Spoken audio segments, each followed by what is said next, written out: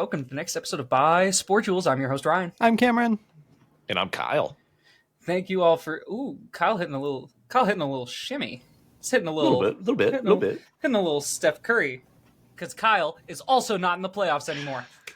Woo! Go Wolves. Go Wolves in 5. Till I die. I definitely never doubted at any point the Wolves' ability to throughout the season. I was never did I ever call Julius Randle a basketball terrorist. Okay, never did I ever do that. Never did I doubt the Wolves' ability to put effort into the fourth quarter and closing minutes of a game. Never did I do that. Never did I do any of those things. I believe on the inaugural episode of this podcast, Kyle called them the most disappointing team in the league this year. Yeah, I think I did. And because I was disappointed at the time. And they're back in the Western Conference Finals, baby. It's a beautiful day to be a Minnesota Timberwolves fan. We'll talk more about that series and their upcoming matchup with a certain auraless team from Oklahoma City. Oklahoma shitty. Sorry. But first, I could hold it in. But first, I have to give my flowers to Minnesota kid Paige Beckers on her WNBA debut, where she got absolutely fucked by Nafisa Collier and the Minnesota Lynx. Nafisa Collier is Paige Becker's mother. Yes. God. Welcome to the league moment. As of time of recording, 2-0. The Minnesota Lynx. We're running it back. Absolutely. Run it back. We were champions last year. Yes. Man. Fuck I've the said Liberty. it once. I'll say it again. Fuck the Liberty. We should just get that behind our logo now. Like, it's just like fuck the Liberty. Did you see there was like a scandal with the Mercury owner and Sophie Cunningham? I didn't see that. Yes. What? Yeah. The Mercury owner allegedly slept with Sophie Cunningham. He's married. Yeah. What the fuck? Dude, the only thing I knew about Sophie Cunningham is that she was talking to Dave Portnoy at the FIFA game. And he was just wearing a Caitlin Clark jersey, no undershirt, and he was wearing the FIFA shorts. Yeah, he was so stupid. Did you see there was a petition to ban Dave Portnoy from WNBA games? Because people accused him of rigging or influencing Caitlin Clark for wanting to get a triple double. Yeah, so because he bet on it. Crazy he stat. bet on it, but it's like, oh no, a WNBA player was one board away from getting a triple double, and he was excited. Yeah, it's like what athlete would be like? Oh, I'm so close to getting this cool, not even achievement, this cool stat. Yep, take me out. I don't want to do it. If there's one thing really elite athletes all have, it's a lack of drive. Yes. I just saw it. Like the money that he made from that bet is more than like any WNBA player will make in their yearly salary this year from the WNBA, which is fucked up. That's the dumb part. That's like the only part that I don't like. But like, shout out Caitlin Clark. She's a beast. That was not a flagrant foul on Angel Reese. I'm sorry. I'll say it. That wasn't a flagrant. That was a basketball play. Granted, I did see the other angle today where she was like pushing in the back, which I didn't see initially. But initially, it literally just looked like chop down block. Look, and just caught her at the wrong time. Here's the thing. I'll tell you this right now. That's Draymond Green. That's a tech. It's not a foul. Okay, yes, that is true. Yeah. If that's the Oklahoma City Thunder, it's not a foul. It's not a foul. If that's Alex Caruso on Nikola Jokic, they're gonna pull down his shorts and stroke him off in the middle of a possession. I'd like to see that. I bet you would. Number one Alex Caruso fan. No, I wouldn't say that, but I would still like to see him. I think that would be exciting. I think that would be good for the sport. It's like you remember when that one clip of Kevin Durant when he was on Brooklyn, just like draping himself over Trae Young? No. But it's Jokic on Alex Caruso. Hey, Cameron, you don't know the clip I'm talking about? I don't, but I was too busy thinking about Derrick Henry's ass falling out this year. It's on us. Let's see if I can pull it up. It's on. I'm pretty sure it's on like a sideline out of. It's on a sideline out of bounds, and KD is guarding Trae Young, and he's just like got his arms over him, like resting on his hips, like he's about to make sensual love to him. Oh, I thought you were talking like he looked like a Shinigami. No, he just like, this is all you need to see. This is all you need to see. Ooh. Yeah. Look at his hand placement. It's a very suggestive hand placement. It's like far beyond the hips. Yeah, it's like reaching pelvic region. It's like, what are you doing there? What are you doing there, dude? It's almost touching like the outline of it. I think that's good for the sport. It's not. It is good for the sport. I would agree. It's not as egregious as Jaylen Brown getting full sack on Josh Hart. Dude, that was insane. He was just so much so that Josh Hart's wife tweeted, "Weird." I think it's good for the sport. I think it's good for the sport. I mean, ratings are going up right now. Ratings are through the roof. All it took, the only way we could get the young guard in and usher in the new era of the NBA was if someone just got a handful of Josh Hart's balls and just like give him a little. Yeah, as I was talking about when we talked about that Wolves-Pistons fight, we needed more action. We needed a better angle. Dante's meat getting grabbed. Slow-mo it. We need a meat cam. Good for the sport. Like a sky, in the NFL, they have the sky cam that's like on wires above the field. We need one of those, but it's just focused on following players' meats. It like uses I was AI. thinking more.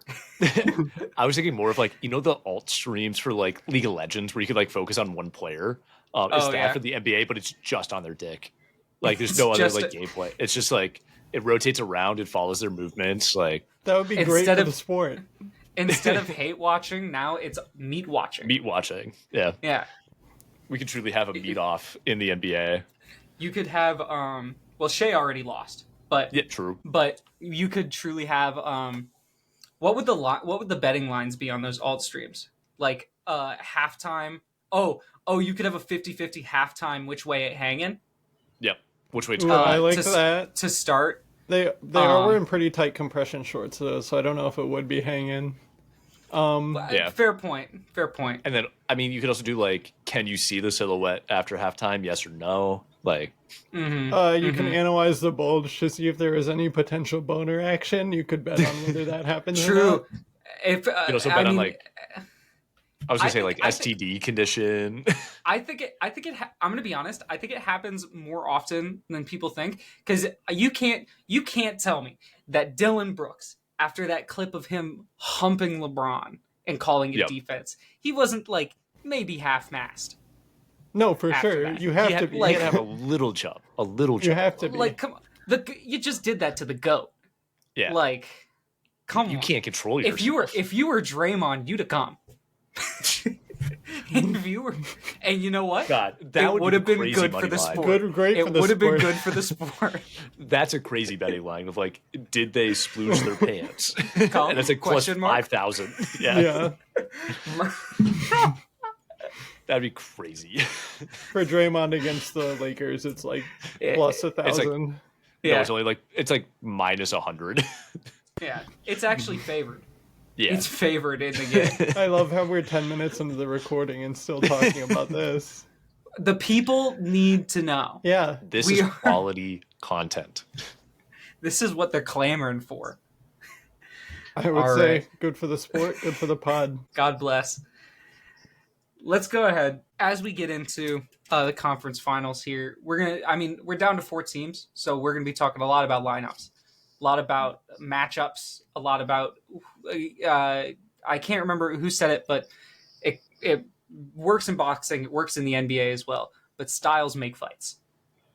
But in order to do that, you got to know the teams. You got to be familiar with the teams. So we are going to be testing my co-host's knowledge of NBA rosters, but not on any like well-graded, well-thought-out, put-together metrics like a player efficiency rating, plus minus, or even any analytical stats or anything like that. We're actually going to be going off of what everyone knows to be truly the most reliable and accurate information known to man, which is, of course, their 2K ratings.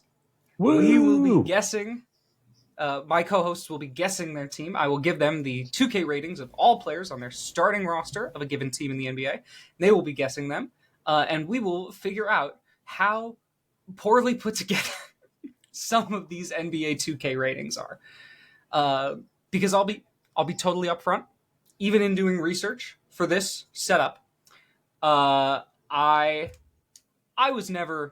played a little bit of 2K. I still play a little bit of 2K. But let's be clear. I was a Madden boy. I'll always be a Madden boy. And if there's one thing I know about Madden ratings, it's that they make no fucking sense. And that the New York Jets use them in decision-making. Decision-making. In drafting players. Never forget that the New York Jets used Madden ratings for roster decision-makings on their real life in this real-world NFL football team. They said Jerry Jeudy was too low. Which is insane. Crazy.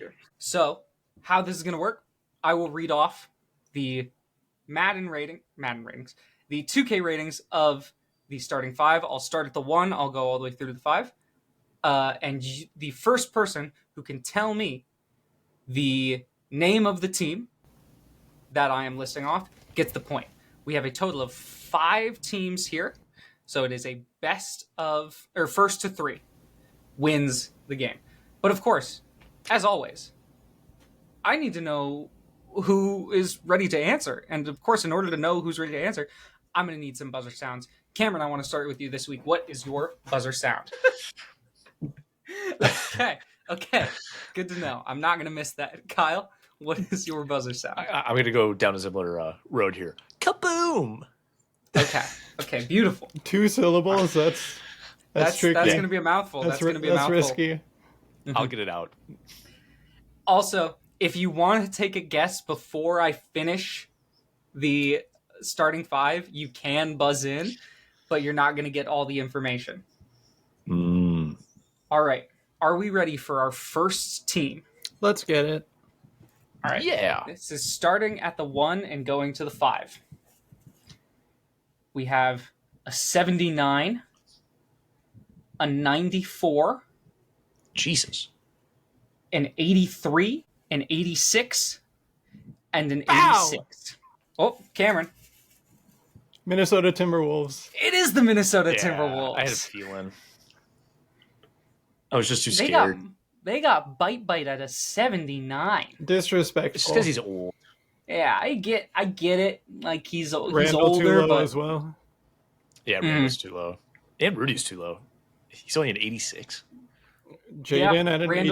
Jaden should be an 85. All right, let's go ahead. We will move on to our next team. Here we go. This really there? It's just that hard to believe. No, wait, hold up. I have the wrong starting 5 for this team because this is not accurate. Is this a mind game? No, this was real. Like this starting 5 was listed incorrectly. Guarantee. Okay. This is, I believe, the most accurate starting 5 I could find from here. So, here we go. Starting out, we have 83, That's then a big 90. difference. Yeah. So it's 83, 90, 77, 93, 78. So again, from the 1 going down, it is 83, 90, 77. Oh, I mean, foul. Kaboom. Cameron? These are the penis sons. These are the penis sons. Damn it! I should have pulled the fucking trigger. That was my guess. Because I was trying to decide if they put Katie at the 4. Yes, they did. They did have Katie at the 4 because technically, I believe they have like Grayson Allen comes in at the 3. At first, I was thinking Cavs, but I was like, that's too high for Mobley and too low for Allen. Yeah. Mm-hmm. That's where I was like, I had a couple options, but I was leaning towards the Suns. I just wasn't sure. Fucking 2K. So, this team, starting at the 1 and going to the 5. If my windows would adjust. There we go. We have 88, 79, Jeepers. 82, 83, 83. Consistent.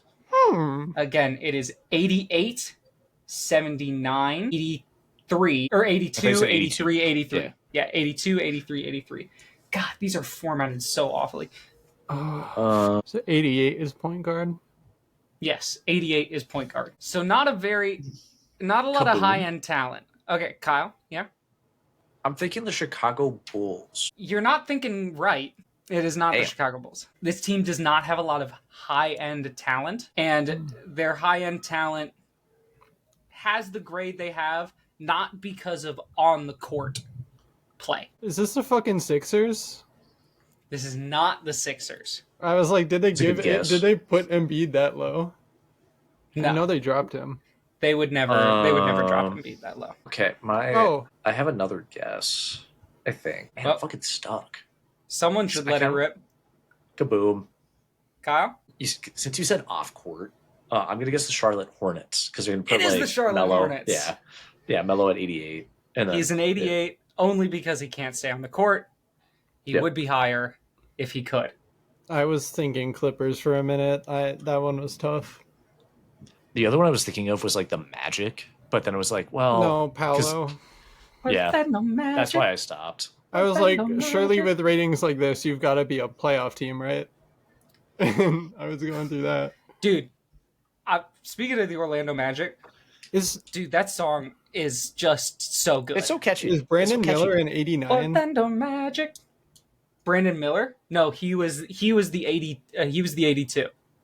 Yeah, and they probably gave it to him because he's just young. I must have wrote 89 instead of 82. Oops. All right. It was a 79 and then an 82. Oh, yeah. This is team number 4. It is currently 2-1 in favor of Cameron. So, Kyle, you're one team away from evening it up and sending it to a team number 5. Starting at the 1, we have 96, 87, 81. Oh, fuck. Cameron? Is this the Lakers? This is the LA Lakers. Fuck. I was gonna say I was waiting if the shooting or the small forward was like a 90. I was going Warriors, but damn. No. Luka 96, Austin Reeves 87, Rui Hachimura 81. Next up would have been LeBron at a 96. I thought LeBron Jackson was Hayes 3, at a so I got so scared there for a second. No, I believe Rui is there. Yeah. Rui is there. Yeah. All right. Let's see if Kyle can keep it from going to a gentleman's sweep. Yeah. Starting at the 1, going to the 5. We have... Oh, shit, Kyle, did you see that lightning? Oh, my God. Dude. That was Jesus, so close. What the fuck? Christ. Jesus. That came through the mic. Yeah. No, that shit was loud. Holy shit. God does not want you to get team number 5. Shit. That was like I literally heard you say, Kyle, did you see that? It just Yeah. Because I didn't see it. I had my blinds closed. It was closer to you. It came through my headphones before I heard it outside. Yeah. God. I didn't hear anything outside. Well, yeah, because Fuck you. You're a traitor to Minnesota. Yeah. This was like it's for your profession. Are you an inside guy for the New York Liberty? Hell no. How dare you? That's the fucking... I'm saying, are you a double agent? Are you spying on them? No. For the Lynx? Yeah. Then yes. Yes. I thought you Why meant else was would I you a move double to agent. New York? I thought you meant was I a double agent for the No, Liberty. of course and I was not. like, no. I would never They don't accuse need- you of such a crime. They don't need a double agent. Nope. They already have the WNBA commissioner on their side. Correct. True. Because it's a rigged league. Fuck the Liberty. You know what? Fuck the Liberty. I like how Thunder got turned into that. Yeah. It always comes back. All right. Here we go. Team number 5. At the 1, 79, 84, 77, 84, 82. Damn, this team sucks. Cameron? Are these the Brooklyn Nets? These are the Brooklyn What the Nets. I was thinking Jazz. We have, he is still loading D'Angelo Russell at a 79. That's overall. crazy. Cam I feel like he should Johnson be an and 80. Cam Johnson and Cam Thomas are tied at they're the 84s on the team. Mm-hmm. Nick Claxton at 82, and then Zaire Williams at a 77. Notably, I forgot he was their starter. There are 4 Brooklyn Nets that have a rating of 77. Zaire Williams, DeAnthony Melton, Day'Ron Sharpe, and Keon Johnson. Wow. All have ratings of 77. And they are 4 of the top 8 highest rated Nets at a 77. The Nets are poverty. Again. But that's 4-1 to Cam. That's tough, Kyle. I had it in my head. I just couldn't. I didn't want to pull the trigger. Considering how you're gun shy, considering how much I see you play 2K, that's okay. Hold on. I don't play it a ton. I just play it when more I do than play both of us combined. When I do play it, when I do play it more than me. I don't play it. When I do play it, I'm playing 2K24 and I'm playing my career. I don't fucking just play a game of basketball. Dude, I've yet to... Okay, here's my take about 2K. If you play... Like, my career is the whole point of playing 2K. Like, if you go on and you play, like, rec games or play now or shit like that, you have a mental illness. Yes. Like, that's crazy person behavior. Why? No. I just make my high-scoring, no-defense shooting guard. I try and put up more than 30 points a night and not lose the game. I am so ass at 2K. I started playing. I started a new my career that's just a god at hook shots. So he just sits on the low block and he just does hook shots for 34 points a game. Mm-hmm. He just sits down there. My guy's just a pure... I'm on the Warriors because it's the best team to have a three-point shooter on. He's just a pure three-point shooter, like literally like 97 three-point, 99 free throw, and like I think 97 like mid-range. I have 0, like, or it's like a 25 for my layup. I have like 25 for my perimeter defense, 25 for my like vertical, but it's just like pure three-pointing, like three-point shooting, pure playmaking, and pure stamina, and that's all you need. You're doing... If you don't make shots, you're just doing cardio on the court. Yep. Mm-hmm. It's just pass me the rock. I will shoot it, and I will either make it or I will be stuck on the other side of the court. Like, have fun on defense. You're literally cherry picking. You're cherry picking. I'm cherry picking. Yeah, I'm Michael Porter Jr. Except I can pass the rock sometimes. I'll get like 5 assists. You are Michael. Do not swing the rock, Porter Jr. Well, now that we know that Cameron has the superior knowledge when it comes to video game rankings of these players. Yes. Let's get to what really matters, which is wins in the real world, not on silly video games that I definitely don't invest an unreasonable amount of time into. We have just now finished, as of the time of recording. Tomorrow is the first game of the conference finals. We are so in playoff basketball. It's so beautiful. I gotta say, we'll talk about it when we get to the series. This series and this year, I feel like everyone always says the 2 most beautiful words in sports are Game 7. The Game 7s have been kind of cheeks this year. Not gonna lie. Yeah, pretty one-sided. Yeah. They're and I get it. I know as Wolves fans, we're spoiled from last year's Game 7 against the Nuggets, which was the best NBA game known to man. Since the best NBA Game 7 since I would say since the Toronto Game 7 game winner against Joel Embiid. Mm-hmm. Or LeBron James Game 7 to come back 3-1. Yes. Yeah. Well, I think the Toronto one was after that, wasn't it? Yeah. Yeah. I'm just saying, Toronto one was you can 2019. technically rank that one higher, but like, yeah. But it's up there. I also it's up there in that conversation. I also like the Bucks Nets Game 7 a few years ago. Was that the one with KD? Yeah. Yeah. Mm-hmm.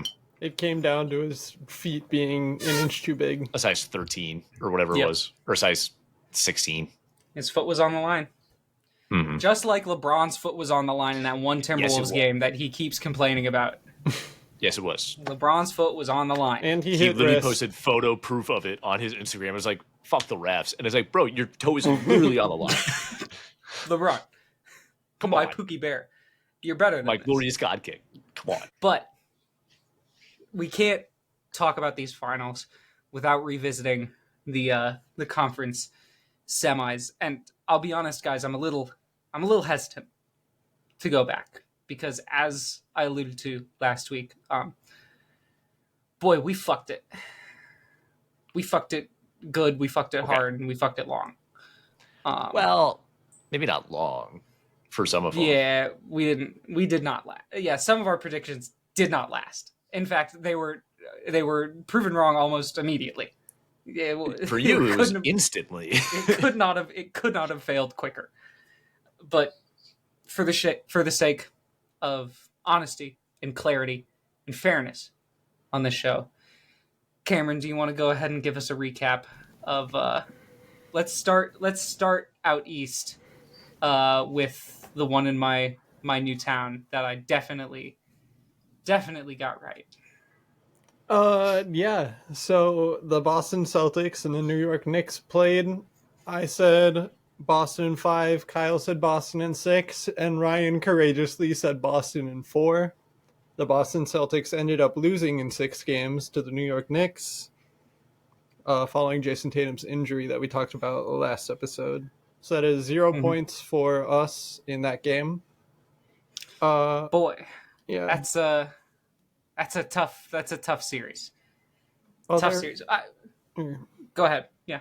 Oh, are we gonna talk about? Yeah, let's talk about it. So, how do you want to do that? Do you want to do all the predictions and then the series, or do you want to do prediction series? Prediction series. Okay, got it. I thought we were just doing predictions first. All good. Okay. Kyle, I want to throw this to you because, and then I do want Cameron's take on this as well. But what has this series? We kind of saw the beginning of the true ascendancy of Jalen Brunson, from becoming like a good basketball player to, oh, this guy is an elite playoff performer, one of the most clutch players in the league. What would you say this series in particular did for Jalen Brunson's reputation as a superstar in the NBA? What the fuck do you mean? He was just a good player before? I believe he was All-NBA last year. Yeah, but he's going to be All-NBA this year. I think he's been better this year than he was last year. And he was All-NBA last year. Yeah, he was really good. He was a good player. But I said it last week. I think he's a top 2 player left in the playoffs. I said it last week. Yeah. And I still stand by that. I just think you were dismissing him prior to this. I did not mean to dismiss the previous work of Jalen Brunson. I think he has taken a serious step forward to being, like I said, I think he is I think it's him and SGA.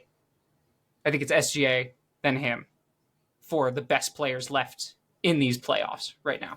But what do you think this series did for Jalen Brunson's reputation? For his reputation, it's definitely going to elevate even more. Again, we're saying he's like a top 5 point guard in the league, easy. There's arguments for him to be top 2. I think that's where this is going to kind of solidify him as top 2 behind SGA. Again, there were arguments before that he was 2 or 3, but I just really think that this is going to solidify him as that second best point guard in the league, easily one of the best point guards in the East.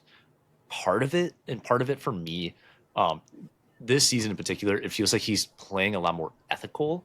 I felt like in seasons past, he's definitely a flopper, and he still does flop from time to time, but it's not as egregious. It's not as foul baity as he has been in previous years, where he's getting to the line all the time.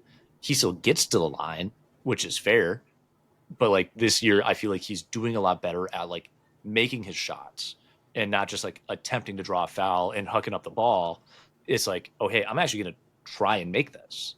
And if I get fouled in the process, I get fouled in the process. It's a different approach to it, which I can appreciate. There's also a part of me that thinks that this is part of the system. Because again, Jalen Brunson's playing what, like 36, 37 minutes a night? Probably Almost closer to 40. I would think, yeah. I think I was going to say closer to 40. So he's playing more than other players. So that is naturally going to raise his points per game and some of his other stats. Whereas like these other players, again, just physically don't have the time to do the same things that he does. So if you're looking purely at numbers, you have to take that into consideration. But if you're watching the game and doing a pure eye test, it seems like he is doing more on the court rather than just being this kind of black hole where if he gets the ball and he's not passing it to someone, like if he's in the last 10 seconds of the shot clock, like it's not just he's going to try and drive to the basket and draw a foul. It's like, okay, he can actually do something. He can actually either hit the three, get past his defender, or like blow through contact and actually attempt a layup rather than throwing it 18 rows into the stands, calling a foul. Mm-hmm. So I think purely on the eye test, he seems a lot more complete as a basketball player.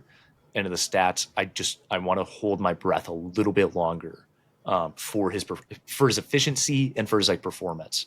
If he can keep doing this like how he has been, then absolutely, like I would solidify his stats.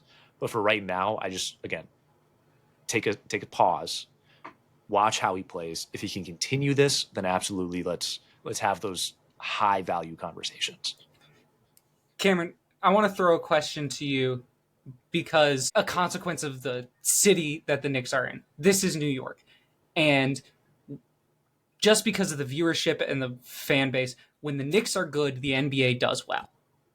There's just too many people here that are too big of a Knicks fan because nobody, I can tell you here firsthand, nobody gives a fuck about the Nets.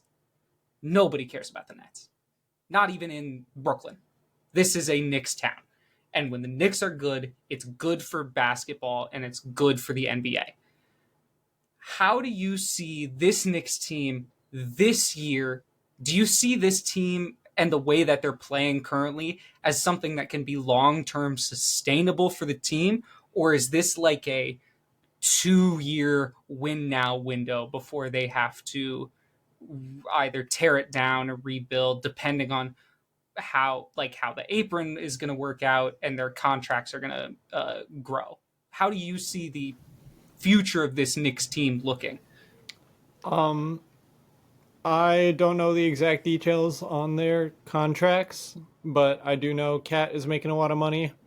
Jalen Brunson is not making a lot of money because he took multiple pay cuts throughout his time with the Knicks. His initial contract with the Knicks was definitely an underpay looking back at it. A lot of people thought it was an overpay at the time. He took another pay cut this past offseason when they brought in Mikal Bridges, who's making a lot of money. OG Anunoby's making a good amount of money. Same with Josh Hart. I do think this core will at least stay together for another year. I don't know beyond that, but I do think the Knicks, right now, looking at them, people want to come play for them, most likely. And so I do think even if this core only lasts a couple of years, I do think their, I guess, competitiveness is going to last longer than that. And you think this, like, sort of play style that they've developed of being the hard-nosed, tough, gritty, I mean, it's a Tibbs team. Yeah. So that's going to come with it. But, like, this is, the playoffs this year, this has been some of the commentary, they're swallowing the whistles. They're letting the big boys play. And they're letting it be physical. I think it's good for the game.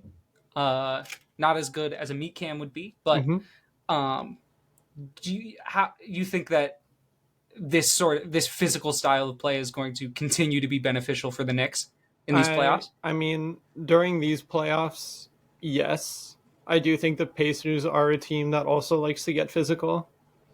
The Knicks, I just think they're going to be better at it.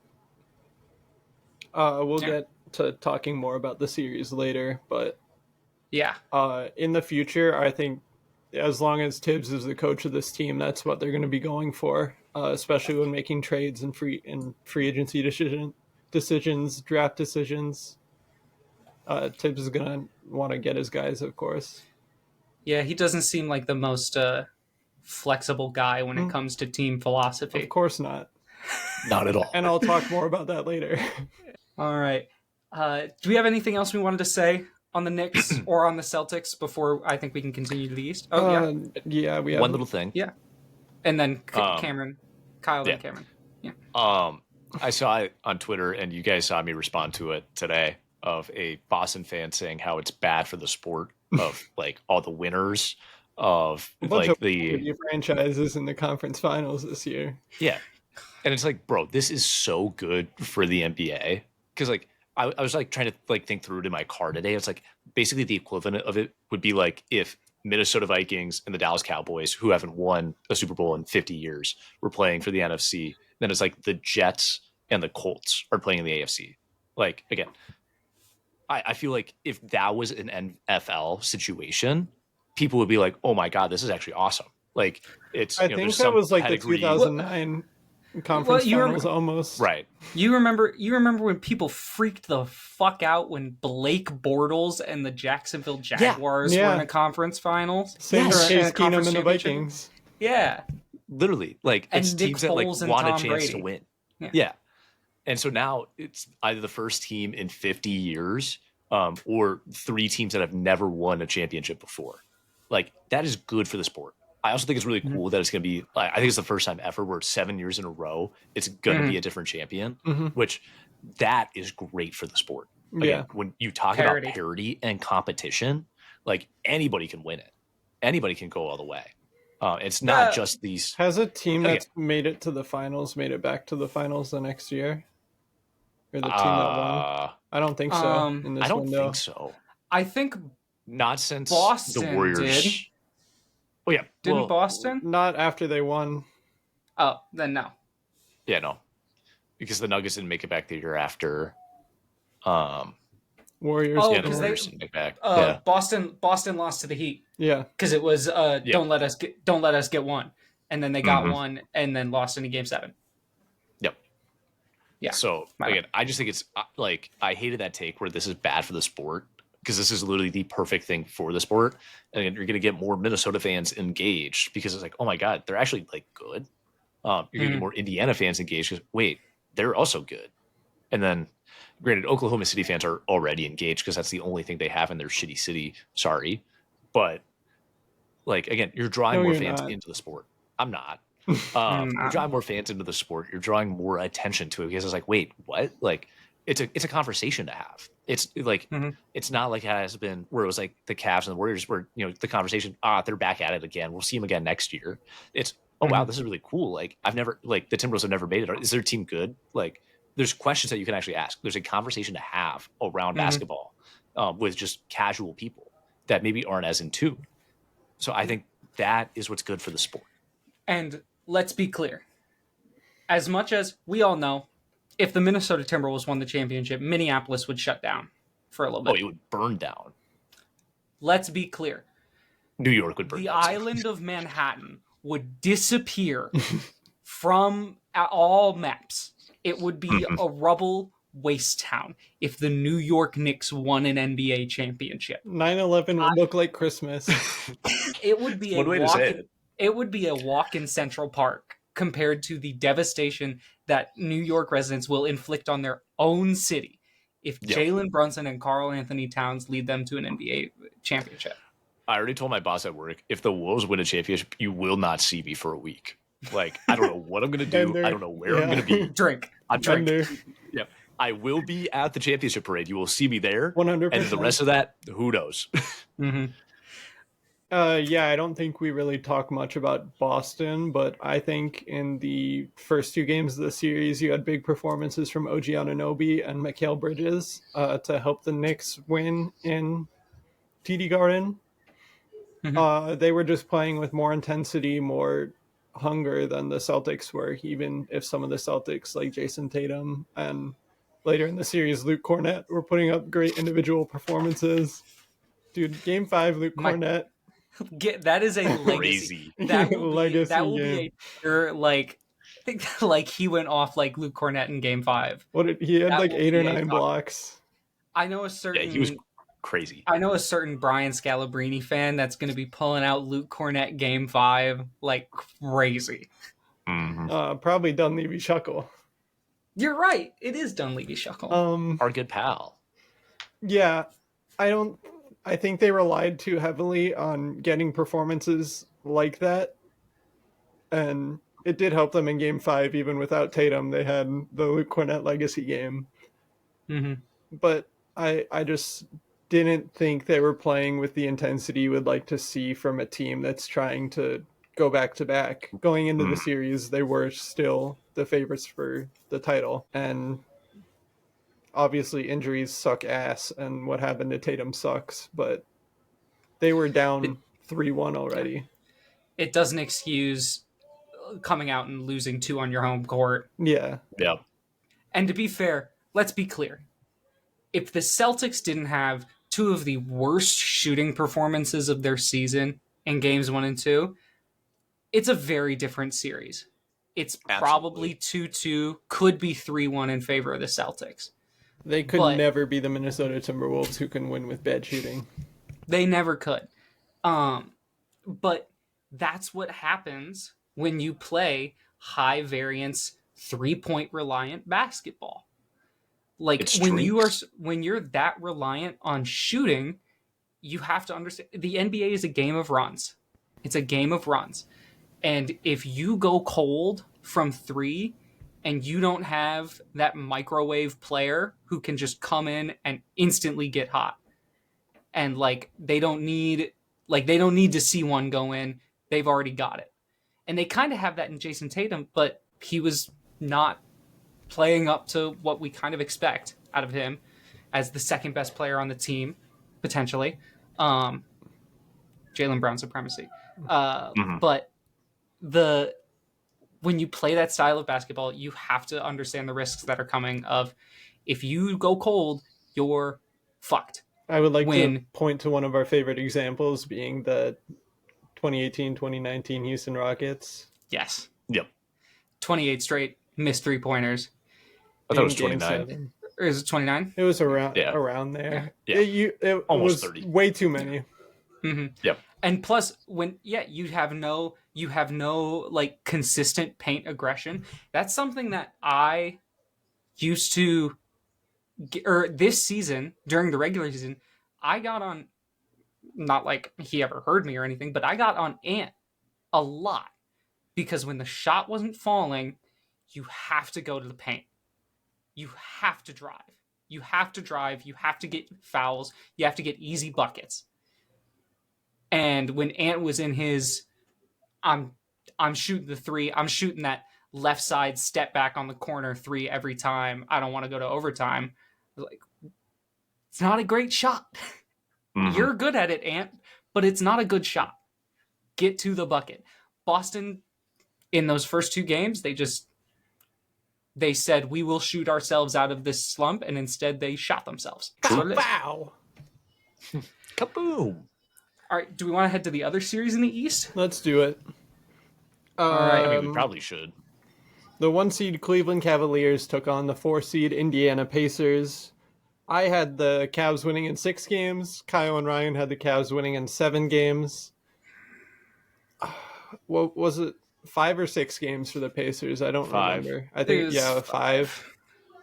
It was the first series. It was the first series to finish. Yeah. There's the one Donovan Mitchell legacy game, and then everything else was just Pacers all the way through. Obviously, the Cavs did start off the series with some injuries, but it was just pure dominance from Indiana.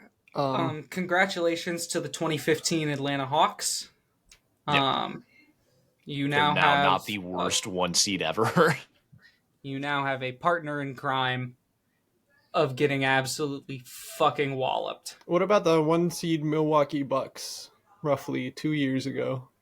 Oh, losing to the 8 seed Heat. Yeah, but at least then you can have Giannis went out with back issues in that series, and the only other player on the team was Chris Middleton.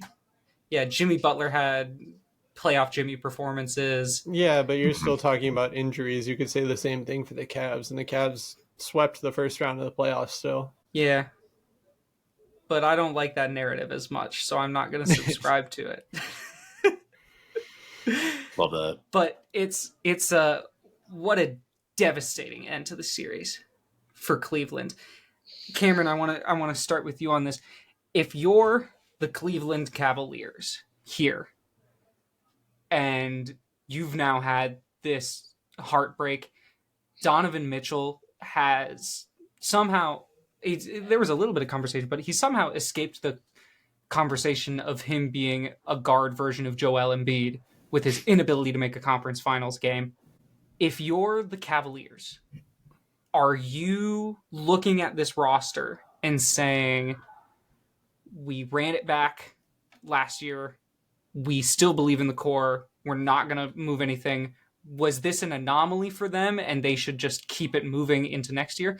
Or do they need to make, maybe not a major move, maybe go get Giannis, but do they need to shake something up to shake their playoff woes? If I am the Cavs, I am running it back 10,000%. Your team is still young. You've got Evan Mobley, who's in his 4th year in the league. Darius Garland is in year 6 or 7.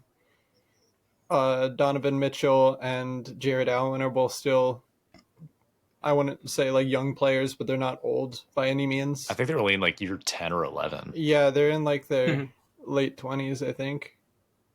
So I thought Donovan Mitchell was like 31. I could be wrong. I don't know. I thought unsure. Yeah, I would absolutely run it back. This is your first year with Coach Kenny Atkinson. Damn, he's 28. Team still has room to improve. Donovan Mitchell did have big performances in the postseason. However, they were not very efficient. I think part of it is because of the huge load he had to carry when Evan Mobley. Pause. Shut the fuck up. I didn't say he would carry the load in his mouth. Well, that was implied. I would never say that. There's another region he could have put it in. True. I would maybe never. It was back shots. Maybe Tyrese Halliburton gave Donovan Mitchell back shots. And you know what? It'd be good for the sport. It would be good for the sport. It would be great for the sport. Although I did not see that on live TV during this NBA playoff series. If I did, it would be good for the sport, but I did not. Yeah, unfortunate. Yeah, I think you got unlucky with injuries. It happens to every team. You just have to try again, get better, learn from your failures, and I do think maybe they can make some moves around the edges, like with their bench. Yeah.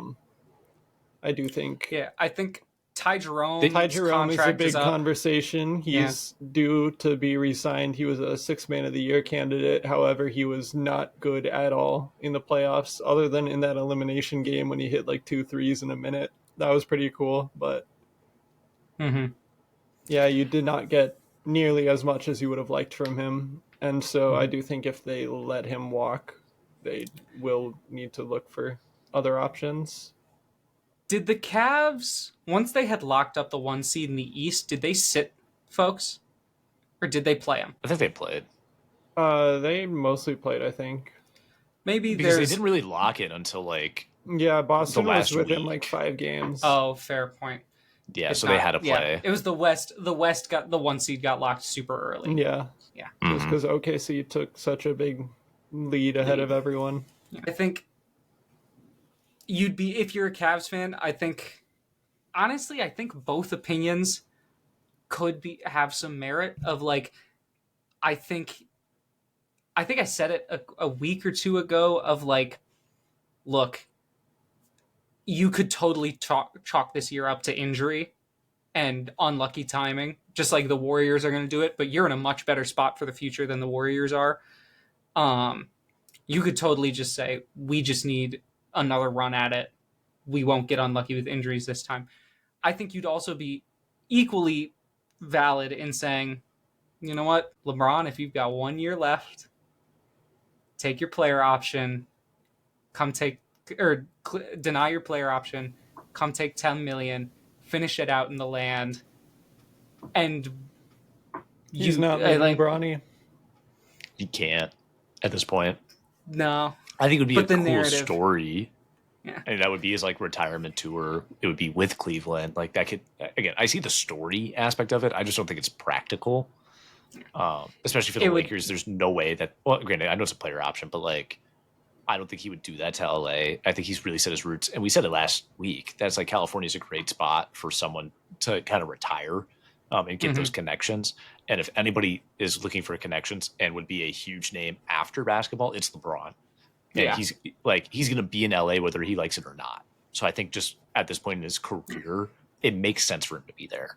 He's been a Laker for like 8 years at this point. His family's lived in LA for 8 years. I don't think he wants to. Yeah, they have roots. Yeah, now. I don't like, think. I'm and not it's saying. hard to I'm not saying they. that. Like, yeah, that would be fun if it happened, back. but there's no reasonable path for LeBron joining the Cavs this season, unfortunately.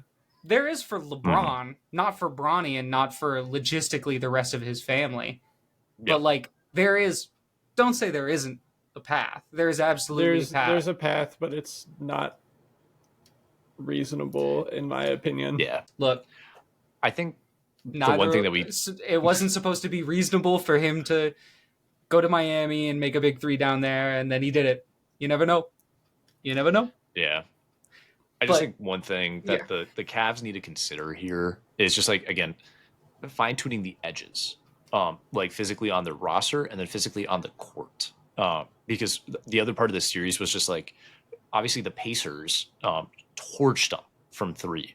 It was like, I think Nembhard, Nesmith, and Toppin were all like shooting above 50% from three. Minnesota Timberwolves killer, Obi Toppin. Yeah, I know. So I think part of that comes with just like your perimeter defense and like actually putting a hand up at the 3-point line and closing out on those 3-point shots. So that's something that they can coach to. Like that's not a hard problem to try and solve, but that's something that you have to at least consider. And then just getting more consistency from their bench, because I felt like a lot of their deep bench guys, like Dean Wade, like earlier this season, didn't he have like a 40-point game this year? Or it was like a 36-point game or something? Where was he? Where was he in the playoffs? Like, so again, it's just like that huge high and those low lows that the Cavs have deep on their roster. Again, it's not that Dean Wade was the problem, but you need to have that consistency where it's like the Wolves. I love saying, I know I hate to bring the Wolves into this, but like the Wolves have 8 starters. Like their first 3 guys off the bench could be starters in the NBA, basically anywhere else. So it's like when you have that consistency from your bench unit, granted, obviously everybody has off nights, and right now it may not be the perfect situation for the Wolves, but consistently you're going to have people that are going to perform. The Cavs need that consistency. They had it in the regular season before this injury bug hit them in 3 of their starters. So it's not that your main core needs to be adjusted. You don't need to make some blockbuster trade. You just need the consistency off the bench. So I think that's where some of their moves are going to come into. And LeBron's not coming off the bench. We'll be upfront with that. He's not doing that. No. So that would throw off some chemistry there. But I definitely think that there's going to be some like high value, like low contract value players that the Cavs can pursue in free agency this year that are really going to spice up their team. So they don't need to blow it up. They just need to retool, I think is what a better phrase would be. I'm getting a phone call here. 1 second. No, you're not. It's 2025. Really? No one calls anymore. You're lying. No way. Really? This isn't a real phone call. I'll bring it up with them if you want, but he's lying to you. Okay, don't listen to him. Are you talking to Sean Combs? No, guys, that was my. Was that your agent? No, that was my vibes insider. Because I'm all about vibes. I thought that was Harris Dickerson. But I just got a report. I got a report here from my Vibes Insider. And do we need to start having a conversation about Donovan Mitchell? Okay, I don't think so. I don't think we do. We can spark it. We We don't want to set the fire right now, but we can spark the conversation. I think at this point it's entirely reasonable to start having conversations. He's not Joel Embiid like he was like, because some of those Utah teams, it was like, oh, they had a clear weakness, which was you could play Rudy Gobert off the court because he didn't have the ability to go out to the perimeter. So you just go 5 wide against them and you cook them. Mm-hmm. But he's on a better team, and he's still yet to make a conference finals. Do we have to start discussing? Okay, we can start, but we also have to consider, again, like the injuries during this series in particular. Again, when you don't have 3 starters, like 3 high-quality starters that you played with since the All-Star break and won almost every game since the All-Star break. They went on, like a 15-game winning streak after the All-Star game? Like, and you lose that core for a playoff series? After the trade deadline. Yeah, sorry. When you lose that core, you can't pin that on Donovan Mitchell. That's not his fault. He was still putting up like almost 40 points a night in this series. I felt like every night he was scoring like 35, 36, or 38. Like, he was consistently performing well on offense. I didn't watch a lot of the defense that he was playing, but again, when you look at the Pacers scores, there could be some correlation there that his perimeter defense could use some work. And I think that's been a consistent thing for him in his career, is like his perimeter defense was never very good. People would always be able to drive past him, and that's where Rudy Gobert had to step up on defense on those Utah Jazz teams. Was like, if like Rudy was a really good paint defender, but that only happened because he had so many defensive attempts at the bucket because people were just blowing past Donovan Mitchell. So, granted, I definitely think he has improved since that, and especially since his rookie year, because that's when it was really bad. But I still think that's something to consider, is people are probably looking at him like we kind of joked about Luka, and especially Luka last year in the finals, was like, bro's a traffic cone. He's a glorified traffic cone on defense. He's a great offensive threat, and he can put up 38, get you 9 assists, and affect the game on that side of it. But if you can't defend, then none of that matters. So, Cameron, are you saying no convos need to be had? No sparks of conversation about this? I personally have never thought that Donovan Mitchell can be the 1A guy, like clear number 1 player on a championship team. And that's kind of what they were asking him to do in Utah. Didn't really work out. Obviously, as you said, the rest of the roster had weaknesses, even if they were a pretty deep team looking at like 2019 through 2021. I mean, they were consistently a top seed in the West. Yeah.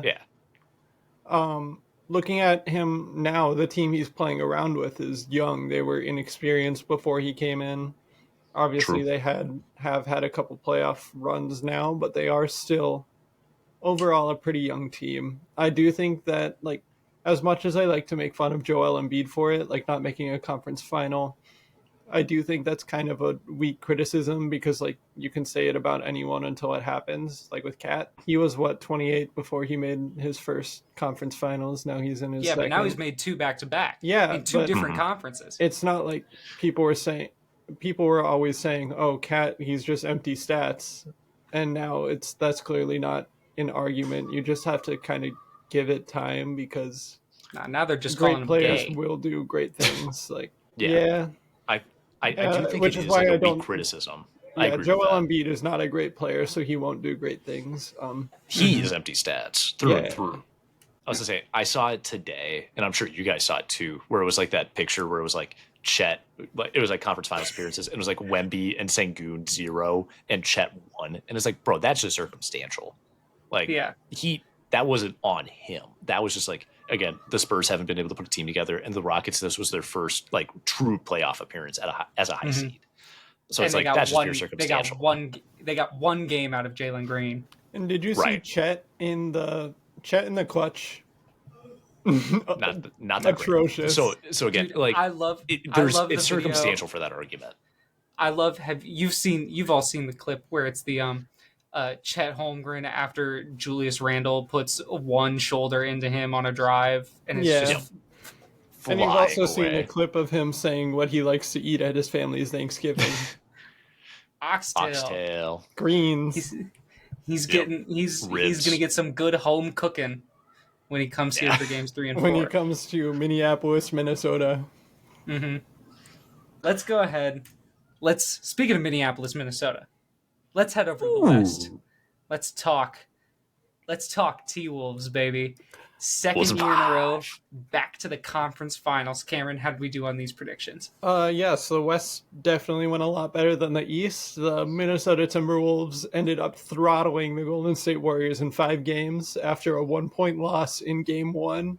It was all 30-point blowouts the rest of the series. I could not be more happy with this team. Me and Kyle predicted Wolves in 5, which guess what happened? Ryan, fake fan, said Wolves in 6. So that is 2 points for me and Kyle and 1 point for Ryan. Yeah, I thought maybe classic playoff Jimmy would show up, and he did, but it wasn't enough. Kyle, I want to throw this to you to start. I know, and we're going to talk Wolves in a second. There will be our time to talk about the success that is the Minnesota Timberwolves. Mm-hmm. But you can't have an honest conversation about this series and how it went down without talking about Steph Curry and the hamstring strain. Do you think that we can talk about what ifs of what this Warriors team could have been? We can do Twitter speculation all we want, but we're above that here on Bisportuals. If you're not above that, you can follow us on Twitter. But looking at this Warriors team, they now enter an off season of, I think there's a question of what the sort of idea of their team for the next couple of years is going to be, because their core of Steph, Draymond, and Jimmy are all under contract for the next 2 years. So they're not going anywhere. If you are the Warriors and you're Steve Kerr, are you saying, we all know, let's be clear, Steph Curry is going to retire a Warrior. He will never play for another NBA team. He's going to retire a Warrior. If you're Steve Kerr, are you saying the future is irrelevant? We have 2 years to maximize our chance to win another ring with Steph Curry. Are you doing that? Or are you looking at a Lakers approach where it's like, we have a star on the roster now. We have win now potential, but they brought in Luka partially to win now, but partially to look towards the future. If you're the Warriors, are you saying we are focused on the next 2 years winning now, or are you going to start laying the groundwork of like, we have to look for 5 years, 10 years? I think if Steph didn't get hurt in this series, they could go with this win now approach. Because Steph, especially early in his career, he had a lot of injury problems. And even before he got into the NBA, he had a lot of injury problems. Once we kind of got into that like 2014, 2015, when they kind of started that dynasty run, like that's when his injuries went away a little bit. But it's something to consider. Is like, I don't want to wish this on him, and I hate to put this in the universe, but like if this is going to be the start of maybe a Steph regression in terms of health, obviously, again, he spends a ton of money on his health. I know he said that, but if injuries are going to start coming back up, your consistency, especially in the regular season or the postseason, is going to get spotty. So I think that the Warriors don't really have a choice right now. They have to think about the future. I don't think Podziemski is their future.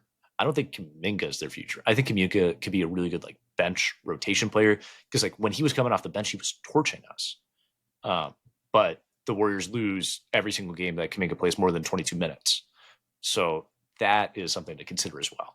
He's not going to be a franchise cornerstone guy. He's going to be a good bench guy. So that's something that you need to look at. I know Jimmy is still, compared to the other two like stars on that team, he's on the younger side. So he could still be that kind of franchise piece for a couple more years after Steph leaves or Steph retires.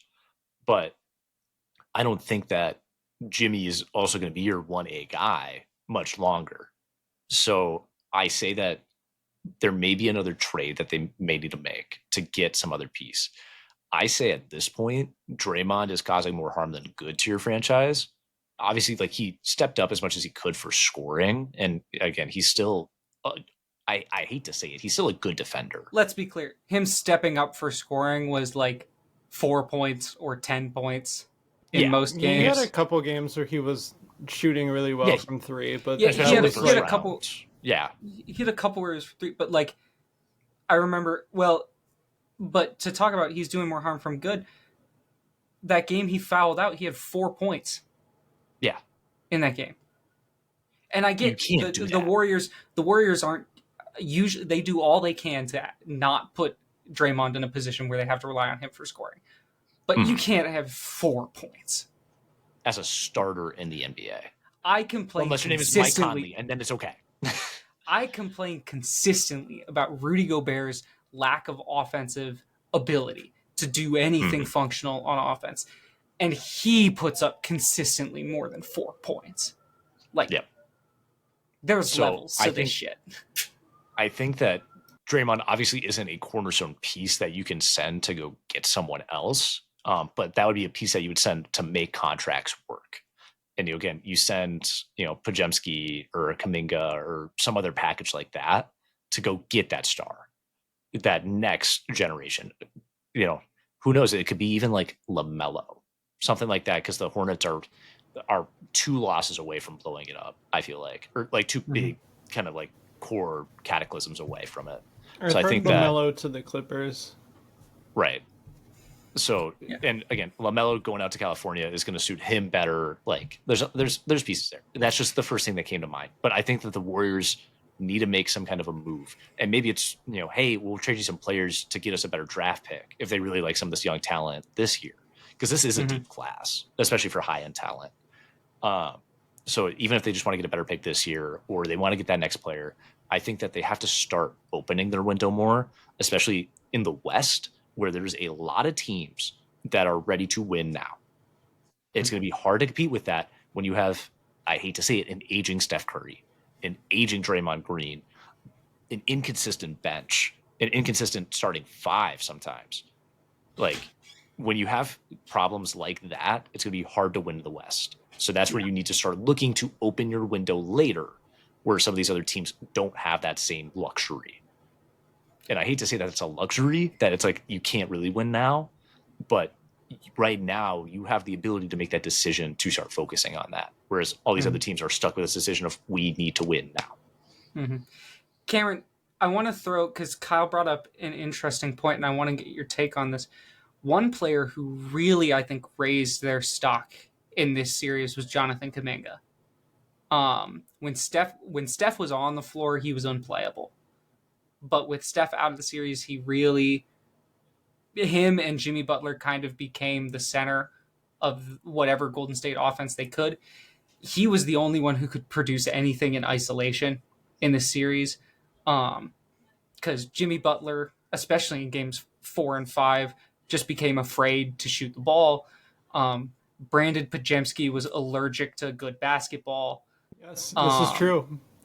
And I also think he's a cracker and a whiny little baby boy, and I don't like him. Can we as a podcast agree that Brandon Podziemski is a Golden State Warriors employee? He is. Brandon Podziemski is the Warriors' Christian Braun. Yeah. That's being generous. He is also an employee. Christian Braun is better than him, though. Christian Braun's a better basketball player, which I know, Kyle, you're not going to like to hear. But he is a better basketball player than Podziemski. I don't like either of them at all. Did you see the tweet? Did you see the tweet on Twitter? The tweet on Twitter of where it's like, I don't think the T-Wolves have a better guard for Shea than Christian Braun. That pissed me off. We were the number 4 defensive team this year. Like, that's just almost lost it. Minnesota doesn't have a better perimeter defender than Christian Braun, guys. Christian Braun, the elite perimeter defender, Christian Braun. Do you guys remember what Jalen Clark did to the OKC Thunder in the regular season? Dude, Clark County jail. Yeah, it was. What has this series done for Jonathan Kuminga? Is he like now an asset that people could look to, like, that other teams could look to, like, bring on to his team? He's not just a contract sink anymore. It's like, oh, this guy can get you an ISO bucket. He can get you 20 a game in ISO. He maybe can't function within the rhythm of the offense, but if you need a bucket, here's a guy that teams can have? Or is he still the cum bucket? If I am Mike Dunleavy Jr., I am keeping Jonathan Kuminga on my team. Look at their bench during this series. Jonathan Kuminga was the only player for them. I don't know if they want to continue having him come off the bench next season. He would absolutely be a sixth man of the year candidate, in my opinion, especially if he plays like he has been with that hunger off the bench. You mean Quentin Post is not... And Pat Stevenson, the lacrosse player? No, it's fucking Pat Spencer. Pat Spencer. Pat Spencer. Yeah, and Gui Santos don't did not give you much. Yeah, I was gonna say, don't disrespect Gui Santos like I'm that. going to, because he was not very good. He was not good in this. Yeah, He did put Gui Santos on our map. I put Gui Santos on our podcast first. Let's be clear. NBA role player. Jonathan Kuminga, he's what, 22, 23? He's young. Yeah. He's the same age as Ant.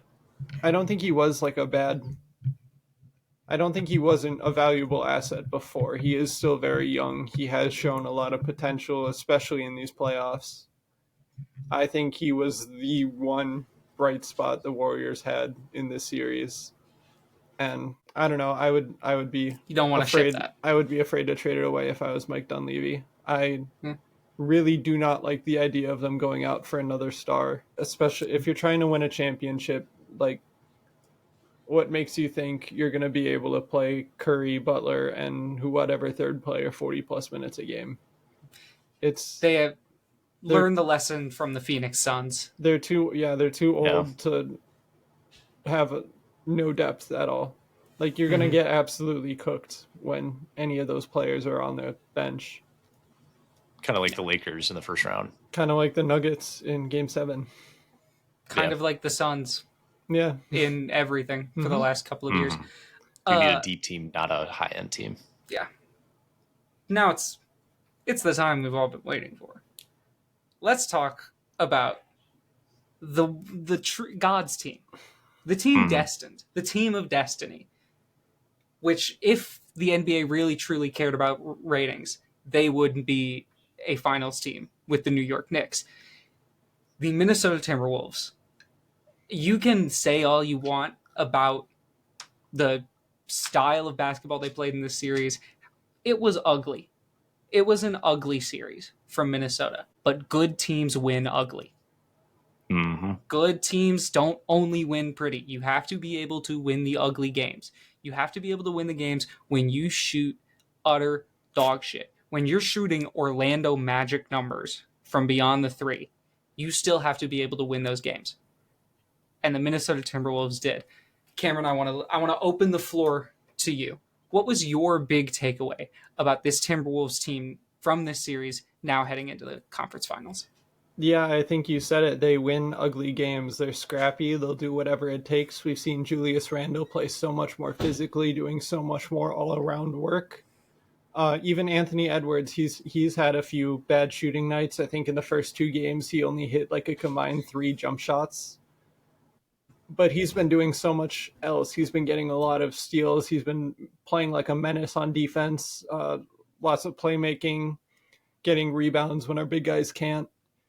I do think that Gobert, and DiVincenzo were not great in the series.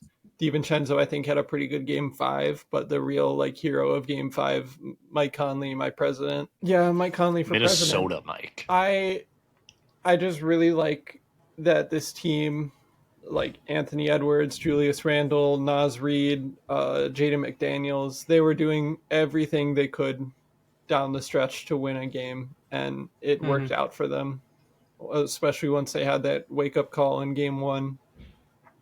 And they've been here before. They've been to the conference finals. They know what it's like to lose. They're not going to want to do that again. I think they're way more hungry than the OKC Thunder. We'll obviously get to that series in a minute or two. We still have to talk about the Thunder and Nuggets, but I just really like the intensity they played with down the stretch. Yeah. I do have one concern, and now maybe I've thought of it, is I just don't understand how this team gets beat on the boards. But we do. There's no reason that we should we shouldn't be dominating the boards. And now I realize, because Cameron said it, it's because all of our big guys are over at Kyle's place. Fuck you. True. but is that where Rudy Gobert left his? No. I'm not going to speculate. No. You cannot think about his private life. I'm not going to speculate about his private life. I'm going to respect his privacy. I will refrain from speculating, however. You heard it here first. It's in the air. Folks. It's in the air. It's in the air. It's in the air. I need to vehemently deny any allegation of me being involved in any way, shape, or form in the split between Rudy and Julia. It is not fair to either of them to put my name in this mix. This team, we always talk about, it's big. It's a physical team. This team has length. And yet we lose the battle on the boards. like half I think of our part games. of that is just like, I feel like we're thinking too much about getting back on transition of just like, oh, we're not going to get the board anyways. Let's just get back. That we're not in the paint, which is insane because we have a 7'2" Frenchman who can just tower over everybody. What is with NBA players? Here's my theory. NBA players are incredibly talented. I think they think they're too good to box out because it's one of those like too cool for school things. Yeah, like nobody should be getting boards over Rudy Gobert because Rudy Gobert should be able to, and maybe there are some where he just doesn't have position to start, but there's no reason that he shouldn't be able to fucking drop knee, put his rear end into someone's chest and just say, you are not getting this rebound. I am boxing you out. I don't see. To be fair, that would be called a foul on Gobert. On Gobert, True. Yes, it would. But it's not just a Timberwolves problem. It's an NBA problem. I don't see guys don't box out. They just play. They play either the tip rebound game, try to tip it to someone else, or they just try to jump higher. And it's like you can just. It's legal. It's legal. You can box out. You're allowed to do that in the NBA. You can box out, but I do think foul, like being scared of fouls, is part of that reason. It's really easy to jump up and land on someone while like going for a tough board. It's really easy to get too physical, maybe get an elbow in there if you're trying to box out someone who's like trying to shift around you. And like, especially for the Wolves, like we get in foul trouble. Again, just as someone who mainly watches the Wolves, like I feel like we get in foul trouble very early, a lot more often than other teams in the NBA. So that's where it's every like game, I can't really play physical anymore. Every game we've got a player who's got like 2 or 3 fouls in the first quarter. Yeah. And so then they have to play, when they take their tone down, it takes down the tone of the rest of the team of just like, well, now we can't get in trouble either. Because if we do, then they're in the bonus. And, again, it snowballs so quickly that we want to play safe. Not like light, that's not the word I'm looking for, but we want to play with a little bit of distance so that we're not as touchy, we're not as physical with it. So I think that's our problem. Kyle, do you want to celebrate? I mean, like, I love the Wolves, baby. Like, I'm so excited. It was a good series to watch as much as I could when I wasn't working.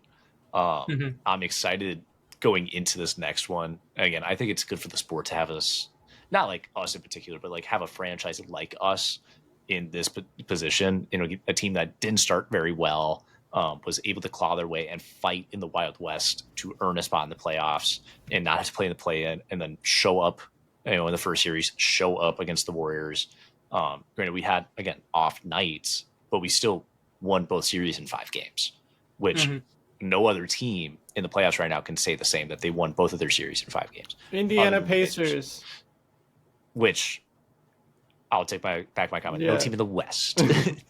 But again, it's a good time for us to be playing. But the one thing that I always hold on to is, and we've said it this entire season, it is a mental battle. We will hype ourselves up. We will overanalyze. We will think too much about it, or we won't think enough about it. And we just get immature.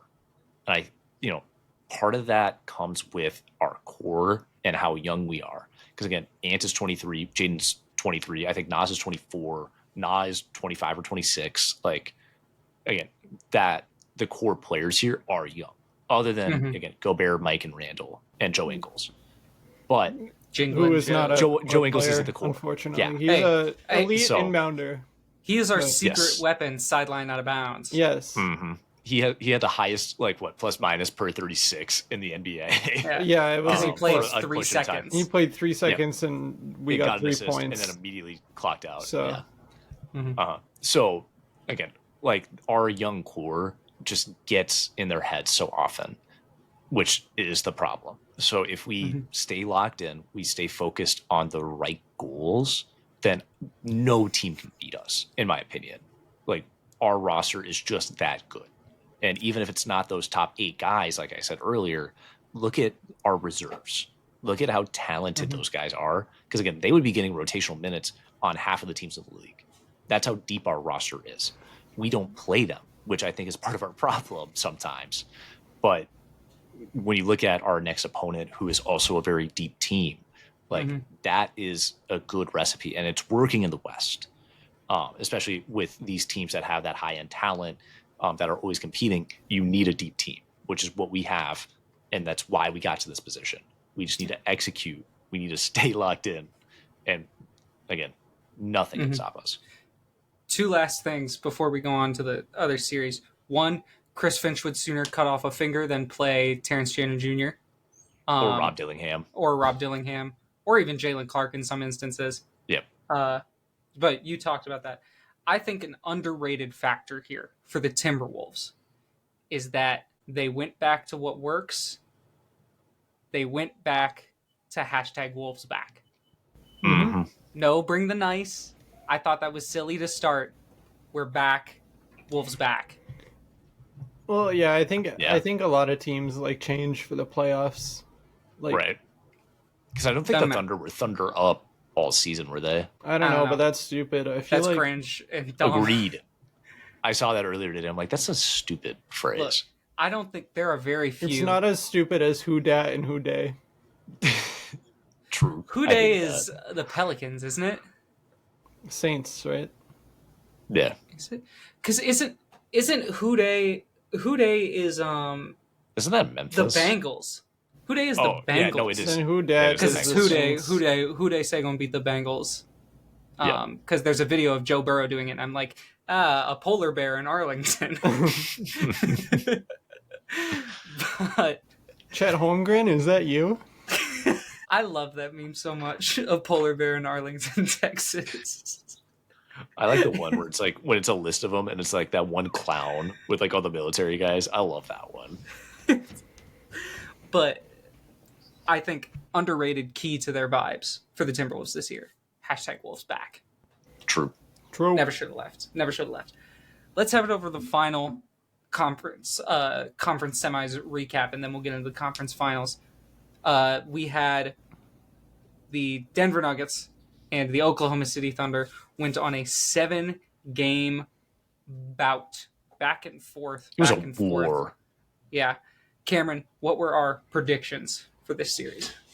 I said Thunder in 6. Kyle said Thunder in 5. Ryan said Thunder in 6. The Thunder won in 7 games, so we all get 1 point for getting the correct team. None of us thought Denver would put up that much of a fight. So after the conference semifinals, our postseason predictions, Kyle was still in 3rd place with 10 points. Narrowly behind Ryan, who has 11 points. That was bad. I'm catching up. I'm catching up. I'm at 15. Yeah, it was a bad round for me. But this series is, like we said, was a war. It was back and forth. Notable performances or lack thereof from Michael Do Not Swing the Rock Porter Jr. And a notable lack in some games of playoff Jamal Murray's presence. So, Kyle, I want to throw this to you first. The Nuggets. First, how much of this is on Nikola Jokic? Because, let's be clear, he didn't have a great series. He did not, personally, he did not have a great series. How much of this series loss is on Jokic, and what do you do if you're Denver? I think not all of it is on Jokic for this go around. It was kind of like it was last year, where it's like he still showed up at an MVP level. And the main reason that I say that, it was that like stretch of like 2 minutes where he sat on the bench in Game 7, and the Thunder went on like a 13-0 run. Yeah, him like, and Jamal Murray both sat on the bench, and they instantly it was like the 2 minutes that they were lead. sitting down. Yeah, it just immediately that lead disappeared. So that's where I think part of it isn't on Jokic, because there's only so much one man can do on a basketball court, and he was doing his best. And I have to give him credit for that. I also want to give credit to Aaron Gordon, because playing through a grade 2 hamstring strain, just to attempt to get, like mad props. I know he didn't have the best night scoring wise, but he was still a menace. He was still playing his heart out the entire time. He shouldn't have been able to walk. Yeah, no, that's like I don't agree. That's worse than what Curry had. Yeah. Yes. Like no, the timeline for a grade 2 hamstring strain is 6 weeks. At least a month. Yeah. It's 6 weeks. I choose to believe that everything is reported correctly and it was a grade 2 hamstring strain, and he's just that fucking committed, mental. Yeah. Because he had to have taken some sort of painkillers. Yeah, they probably hit him with a little bit of Toradol or something like that. Mm-hmm. Something from the Broncos facility that they brought over. Yeah, but I've had very minor hamstring strains, and you cannot walk on them. Yeah, it's just they suck. Even if he was drugged to the gills, holy shit. Yeah, I have to give my flowers. Yeah, absolutely. Because like that was just an A+. And it's not like he's the second best player. He's been the second best player for the Nuggets in these playoffs. Yes. And he had a pretty decent game in Game 7. Yeah, especially considering his injury. It wasn't like the same as he has this whole series, but like again, for what he went through, that was a great game from him. Mm-hmm. He gave 110% effort through the end of through the final whistle. I can't say the same for the rest of the Nuggets, because I feel like the rest of the Nuggets, whether they like physically showed it or just mentally, like I think they gave up really after halftime. And granted, part of that was like, they weren't on the same side as the refs. Like that's one thing to consider for Game 7. But just in this series, they had opportunities to win those games against OKC. They gave up. It just felt like mental. And part of that, can be put on coaching to not keep them in that locked in space, not to discredit David Adelman. But I think part of that, I do want to discredit David Adelman. He sat Jamal Murray and Nikola Jokic at the same time. Yeah, that's just dumb. Like that's what got Mike Malone fired. But I think Mike Malone being Mike Malone is what got Mike Malone fired. True. I don't like Mike Malone. But I think part of that is just like you have an inexperienced coach in a critical moment. You don't always know the right thing to say in that moment. And not that any other coach also knows what to say, but there are coaches that can get their team to stay at that level. And I don't think that the coach was able to keep them at that high level throughout each game. And especially in Game 7, like it just, you could see it in the, like almost like their vibes just immediately dropped once they kind of got out of halftime. So that part was tough. I think for the Nuggets, like their future, obviously it's still Jokic. Jokic is obviously like, you do not let that man leave the state if you have the power to, other than to go home to Serbia and hang out with his horses. Of course. Of course. But like for contract negotiations, you pay that man whatever the hell he wants. And then you build a roster around that. I think you need more consistency for 3-point shooters, because that's Jokic's bread and butter is, if he isn't shooting the three himself, he's driving to the paint. If he can't get a good look, he's passing it out to a shooter, and they have to score. So it's like you need some consistency from the three. Aaron Gordon did fantastic in the series. And then your typical shooters like Murray, Braun, Michael Porter, they just didn't show up at that same level. I don't think you need to move off of them necessarily. I do hate Christian Braun, and he shouldn't be in the NBA, but I do think that like you have a solid core there, but it's once you get to that bench, because that bench was their number one weakness this series. They could not keep up, whether it was conditioning, whether it was shooting, whether it was mental, whatever combination of it, they could not keep up. And especially in the West, like I just said, for the Wolves, like especially in the West, you need a deep team. You can't rely on your top 5 guys because if you do that, then you're paying way too much for a hamburger. I thought of that. But when you're relying on the top 5 guys, you just can't consistently perform. You need some kind of a leader off the bench that can show up as your 6th man and rally the team around it, consistently facilitate those guys to have decent nights and feed that hot hand off the bench, whoever it is. It just didn't feel like the Nuggets had that off the bench. Mm-hmm. I think Westbrook can stay around and be like a really good captain for that. But it just, again, especially in this series, I didn't see it the way that I think that he definitely could have performed. So there are holes to fix for the Nuggets, and their GM obviously doesn't have an easy path ahead of him because I don't think that their contract situation is very good since they are already paying Jokic a shit ton of money. But I do think that this offseason is going to have a lot of quality, like rotational, available players for teams to try and pick up, and I think the Nuggets could do it. Because who doesn't want to play with Jokic? It's a new GM, new coach. I'm looking at their starting roster. I'm saying, okay, who do we want to keep? I think you keep Jokic, of course, best player in the world. I think you keep Aaron Gordon. He has been playing some of the best basketball of his career. You keep Christian Brown, one of the best transition players in the league, still very young, still on a rookie contract. I'm looking at Jamal Murray and Michael Porter Jr. and going, Yeah, New regime, they're going to want to get their own foot in the door, like you saw with Tim Connolly in Minnesota. He went and got Rudy Gobert. Giannis. I wouldn't say Giannis. I think I would maybe look to find replacement to slight downgrade level players that you don't have to pay as much and work on building out that bench. I think they are going to want to play some of those young players like Julian Strawther, Peyton Watson more, maybe evaluate where they are. I think you can keep them around.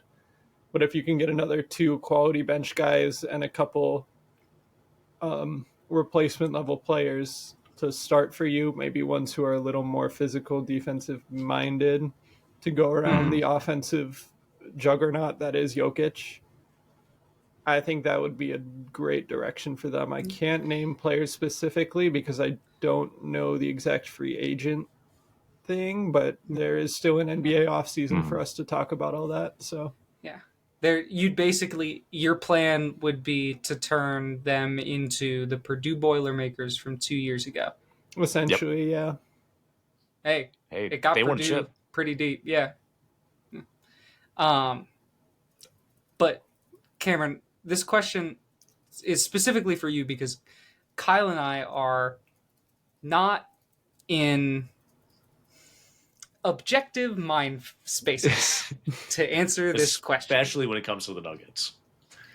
So, we all know, at this point, SGA is the MVP. I'm surprised they didn't give him the award before Game 7. I thought that would have been a cool storyline. To give it while the other I think that would have been so disheartening for the runner-up that it would have basically fixed the game. Well, it's been done before. They did it. When they gave it to David Robinson, and then Hakeem Olajuwon went and put 40 on his head. So, unless you're saying Jokic doesn't have that kind of drive, but. He did not take nearly as much shots as he should have. They did a great job keeping the ball out of his hands. Yeah. My question here. In this series, who was the MVP of this series? I think it was Shea without a question. He clearly outperformed Jokic. As I just said, Jokic did not take very much shots. I believe he averaged around like 11 or 12 shot attempts per game. You can't be doing that. You've got to take 20, 25. They threw bodies at him. They had Chet Holmgren on him. They had Isaiah Hartenstein on him. The biggest key to defeating him, Alex Caruso, really locked him down, even though he's much smaller. That's the thing. When you do put a smaller player on a bigger guy, the refs are going to let you get away with more, but that's just That's in general. That's yeah, in but general. I still think Caruso, he played with so much intensity, and he played like he was as big as Jokic. Shea did not have that same issue. He was just doing his thing. I don't think he played like particularly outstanding, like as a playoff rise sort of performance, like you're seeing from other players like Julius Randle right now. I don't think it was a playoff rise, but he did set such a high standard with his play through the regular season that maintaining that is still going to win you games because it's that good. He's still putting 30 plus on your head a night, and Jokic was not able to have the same impact that he is in the regular season. Fair point. I still don't like him. That's fair. Same. I just don't. I just don't. That's why we had to give this question to you. We couldn't answer objectively. I just gotta appreciate talented basketball players. Joel Embiid is not a talented basketball player. No, I gotta be on my generational hate train. And usually, like we did a couple of weeks ago when we did the top 10 hated players, he was in my honorable mentions. I will give him his flowers. But boy, is it so fun. I think it's so fun to hate on him. We all, the biggest riser after that video was made, clearly Brandon Pajemski. Yes. Dude. Yeah. Oh God. He slots right into my top 5. Really? Who's he push out? I'm so recent biased because I think I had Dame at like top 10, but I think he's like right up there with Christian Braun for me. I would probably re-see Joel Embiid a little bit higher. He'd probably sneak into like my 4 or my 3, but yeah, Podge is in my top 5 right now. He is such a bitch. I would say, and I hate to say it that way, but like, bro, he's so whiny. He's so flimsy. He's also like a pest. Like he commits the fouls that he complains about. So it's like, bro's self-narking.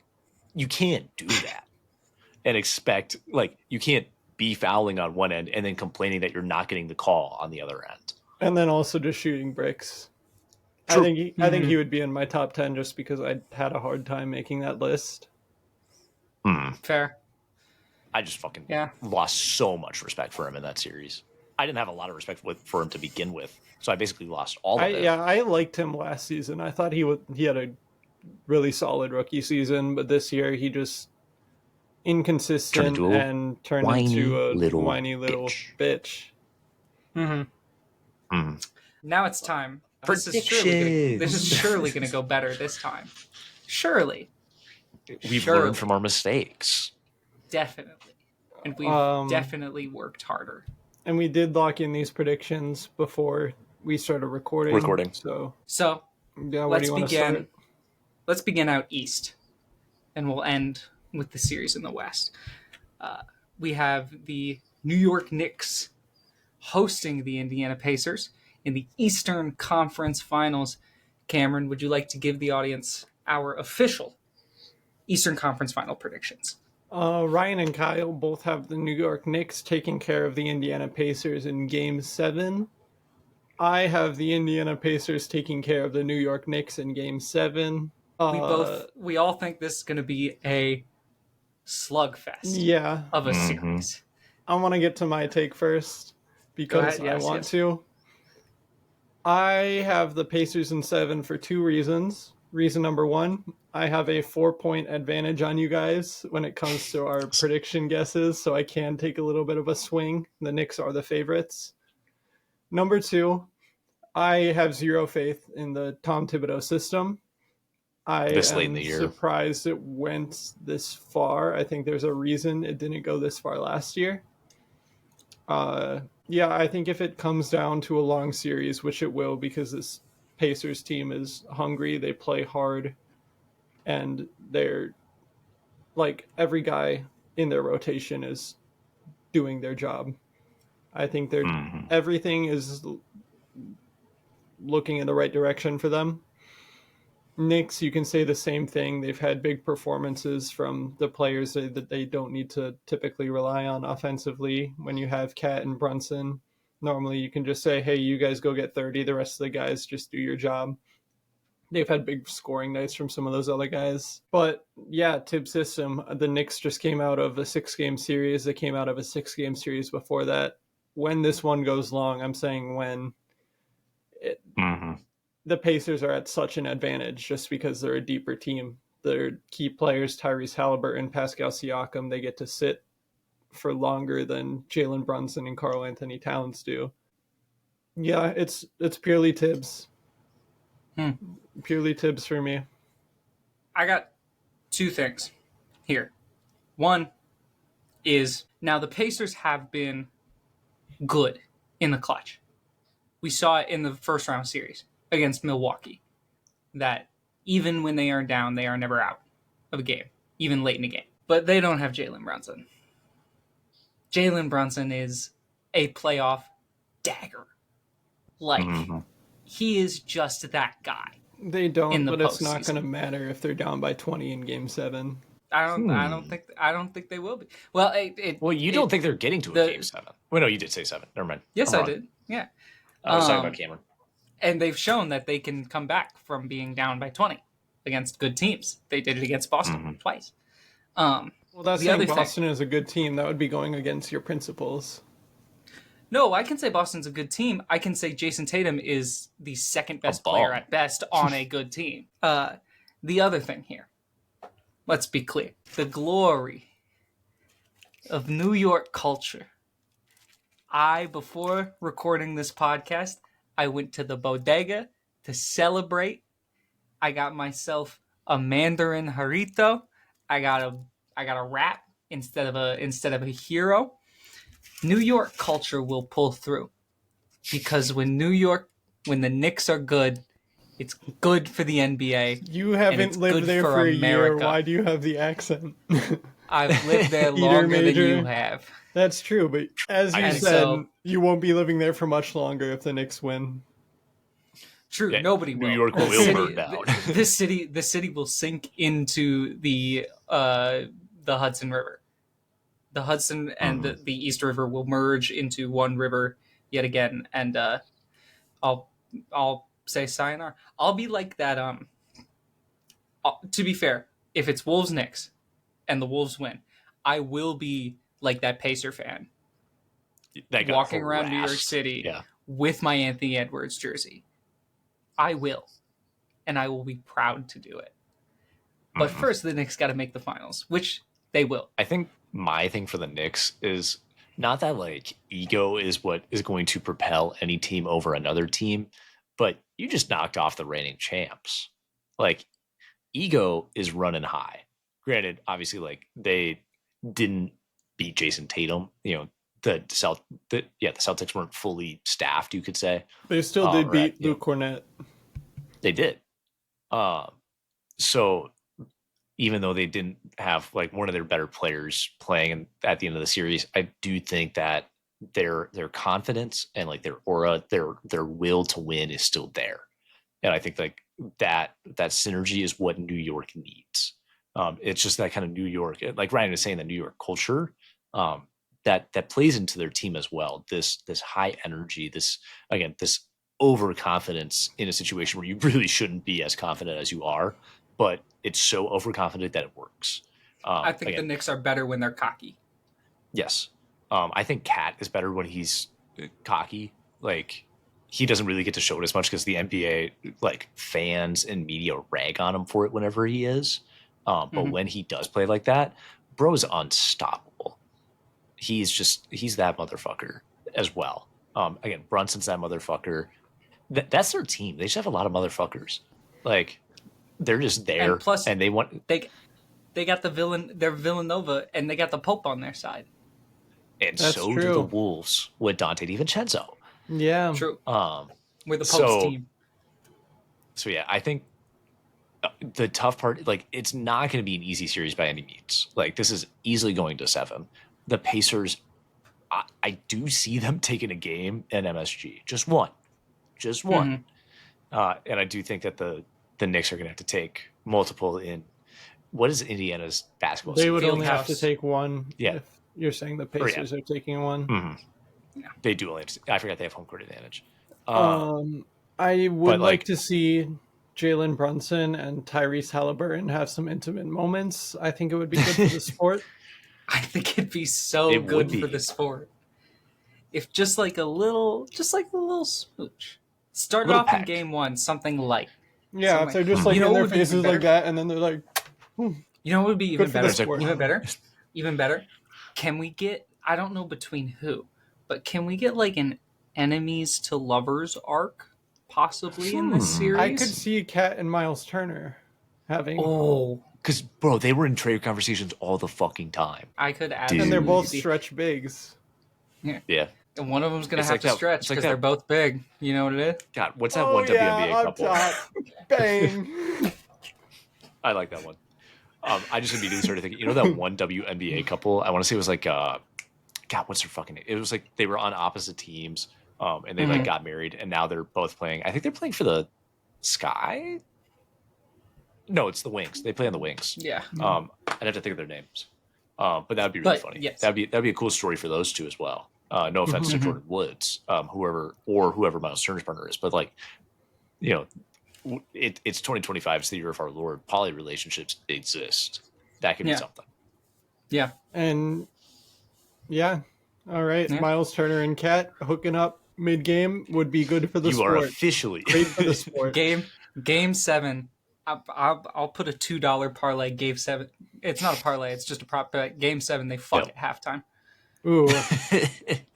What are the That's crazy. What are the odds on that? Yeah, what are the odds for that? It's actually I know obviously it can change throughout the series. What do you mean it's favored? Before the series has even started and we get to see their tension? Yeah. It'll be beautiful. Vegas 8. I don't set the lines. Vegas sets the lines, you know. Vegas knows what's good for the sport. Yeah. Truly. They always have the sport's best intentions at heart. Yes. And definitely nothing about money. Just ask Jonte Porter. All right, let's go ahead. Let's move over to the West. We have what some would say have been the two best teams in the West since the All-Star break and since the trade deadline. The Oklahoma City Thunder are hosting the Minnesota Timberwolves. Excuse me. The Oklahoma City Thunder are hosting the Minnesota Timberwolves. It is the aura team versus the nonchalant team. Versus the what a pro wants, what a pro needs. God. Versus Believe That. And God, I hope Believe That wins. But Cameron, go ahead, let the people know our official predictions. I believe me and Ryan have learned from our round 1 predictions. Obviously in round 2 we all picked the Minnesota Timberwolves in 5 or 6 games. It's gonna be same thing except in 6 or 7 games this time around. We all picked the Wolves. Me and Kyle said Wolves in 6. Ryan said Wolves in 7.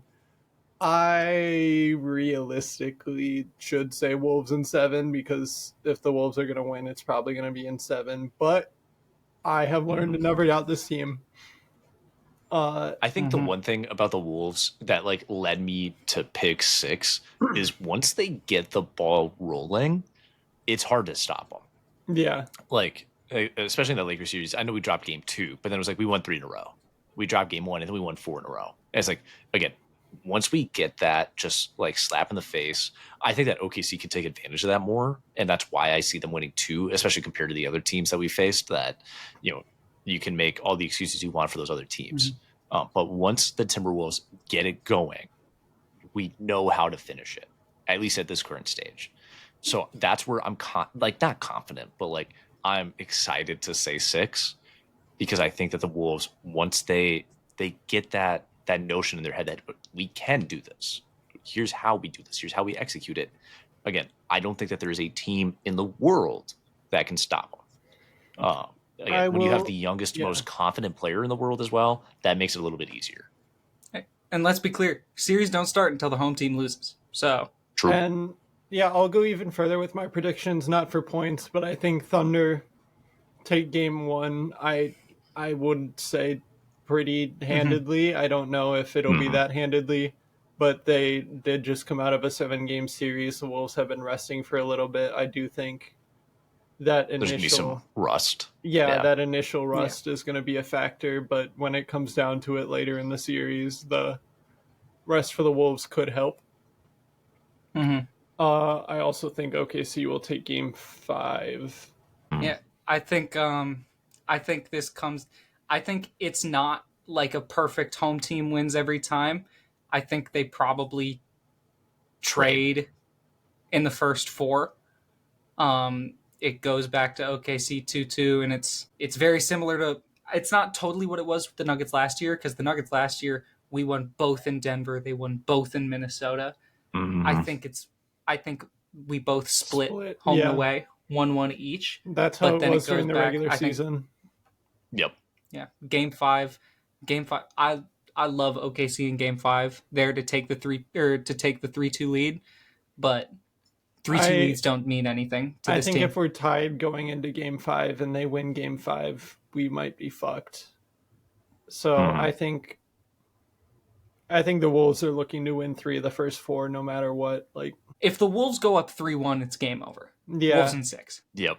I don't think they will. I think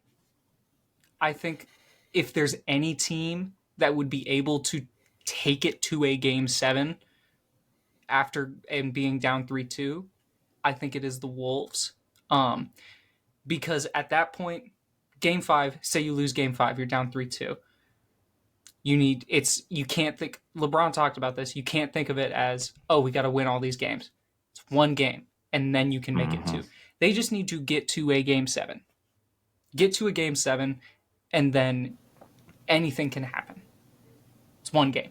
Yeah. And I think if there's any team that can take them to a Game 7, it is the Minnesota Timberwolves. I'm just so excited for the series. Both these teams are incredible. Electric. Mm-hmm. It's gonna be to quote Cam Bynum, former Minnesota Viking, a movie. Truly.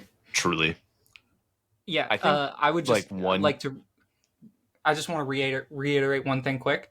Julius Randle is going to fold Chet Holmgren like a fucking lawn chair. Yes. Dude, I can't wait. And I'm going to be jumping up and clapping when it happens. Yes. He's not ready for this. But Kyle. I think Kyle, go ahead. And then I forgot I have one thing. No, you can go. Ryan, how do you feel about no more West Coast games for the Wolves? Oh, it's beautiful. It is 8:30 starts for the whole series for you. Oh, it's so good. Starting game 10 p.m. Eastern and 10:30 Eastern starts made me want to fucking Kurt Cobain myself. Oh. Yeah. I'd shoot Adam Silver first and then take myself out because I'd still have to watch 10:30 p.m. start times. I was going to bed at past midnight. Shit's awful. It's no fun. Central Time. I miss it. I miss Central Time. I just think the one other key thing that may kind of decide the series for either team is what team can have the memory of a goldfish. In terms of games. I think that's something that the Wolves need more. Because again, once we get the ball rolling, then obviously, we're doing well. But same goes when we don't have the ball rolling, because we get so stuck in that rut. I think OKC has that too. It's they just don't forget they're bad. The bad things that happen. They hold on to it. And I think both teams do this. So it's what team can let that go and say, okay, we lost a game, whatever. We still have more. Still keep that high intensity throughout and not get discouraged. Because if the Wolves get discouraged, then we're out. If the Thunder get discouraged, they're out. It's kind of who's going to have that short-term memory. I think it's going to be key. I am just so fucking hyped for this series. Let's go Wolves. Let's go back. Fucking Wolves. Wolves next finals. I'm here for it. That's what the world wants. That's what I want. I still pick the Pacers, but I will be rooting for the Knicks. Just that storylines. I know that's not a scripted thing that was ever considered at the start of the year. But at this point, Adam Silver has to be banging the fucking table for a Wolves Knicks finals, since it's in this situation. Because again, Tibbs versus his old team, Ant versus Brunson, Cat against his old team, versus Randall, who won the trade. Yeah. Ant chirping at MSG would be generational. Dude. Imagine he hits a dagger 3 and he goes and looks Spike Lee in the fucking face and goes, "That's right." God, it would end world hunger. I would end world hunger. Fine. I can't afford the fine, but I would pay the fine for him. I would pay the fine for Ant to just flip off Spike Lee, like as he's walking away. I don't care. God, Like take the loan out. Like I would pay that fine. I would be so happy. I would love to see Rudy Gobert and Timothy Chalamet start kissing. It would be great for the sport. Like it'd be great for the sport. Like I want Ant, like he did to that old guy in Denver in Game 7 with like 3 minutes left after he hit that jumper. Yeah. Just start chewing out fucking celebs at Knicks games. Just going, dude, fake ass fan. My dick bigger than yours. My dick bigger than yours. He makes $300 million. 300 million. 300. He's like 2, and then Rudy's like, It's 3. Tim Connolly is paying me a lot of money. God, I love this team. God. And you know what else I love? Spoiler alert. It's Cameron's album of the week. Cameron, what have you got for us this week? Today I will be talking about Elliott Smith's From a Basement on the Hill. This is his 6th studio album. I have some notes on Elliott Smith. He was born Stephen Paul Smith in Omaha, Nebraska in the summer of '69. Shout out Brian Adams. He started playing music at 14 when he moved from Omaha to Portland, and that's when he got into drugs and alcohol. Throughout his life, he was a heavy user and abuser, which is unfortunate. He changed his name to Elliott after graduating high school. He grew up, or at least in Portland, he lived on like Elliott Street, Elliott Avenue, something like that. And he thought Steve sounded too jockey and Steven sounded too nerdy. He graduated from college with a degree in philosophy and political science. Reminds me of one of my friends, actually. I almost had a philosophy degree. Yeah. I dropped that almost immediately. At the end of college, he formed the band Heat Miser with some of his friends. He led the band. They released 3 albums. The most notable one was their final album in 1996 called Mike City Sons. But while this band was active, Elliott began recording as a solo artist. He released his first album called Roman Candle in 1994. Shout out the song Condor Avenue. Some of the most technically challenging guitar playing I've seen. 1995, the year after, he released his second album, the self-titled Elliott Smith. I really like the songs Christian Brothers and Southern Belle off of that record. And then 1997, this was his first record, Post Heat Miser, his 3rd studio album, and the first one I heard from him, Either Or. It's one of my favorite albums of all time. The song Say Yes initially got me into Elliott Smith. That one, it made me cry the first time I heard it. Beautiful song, beautiful record.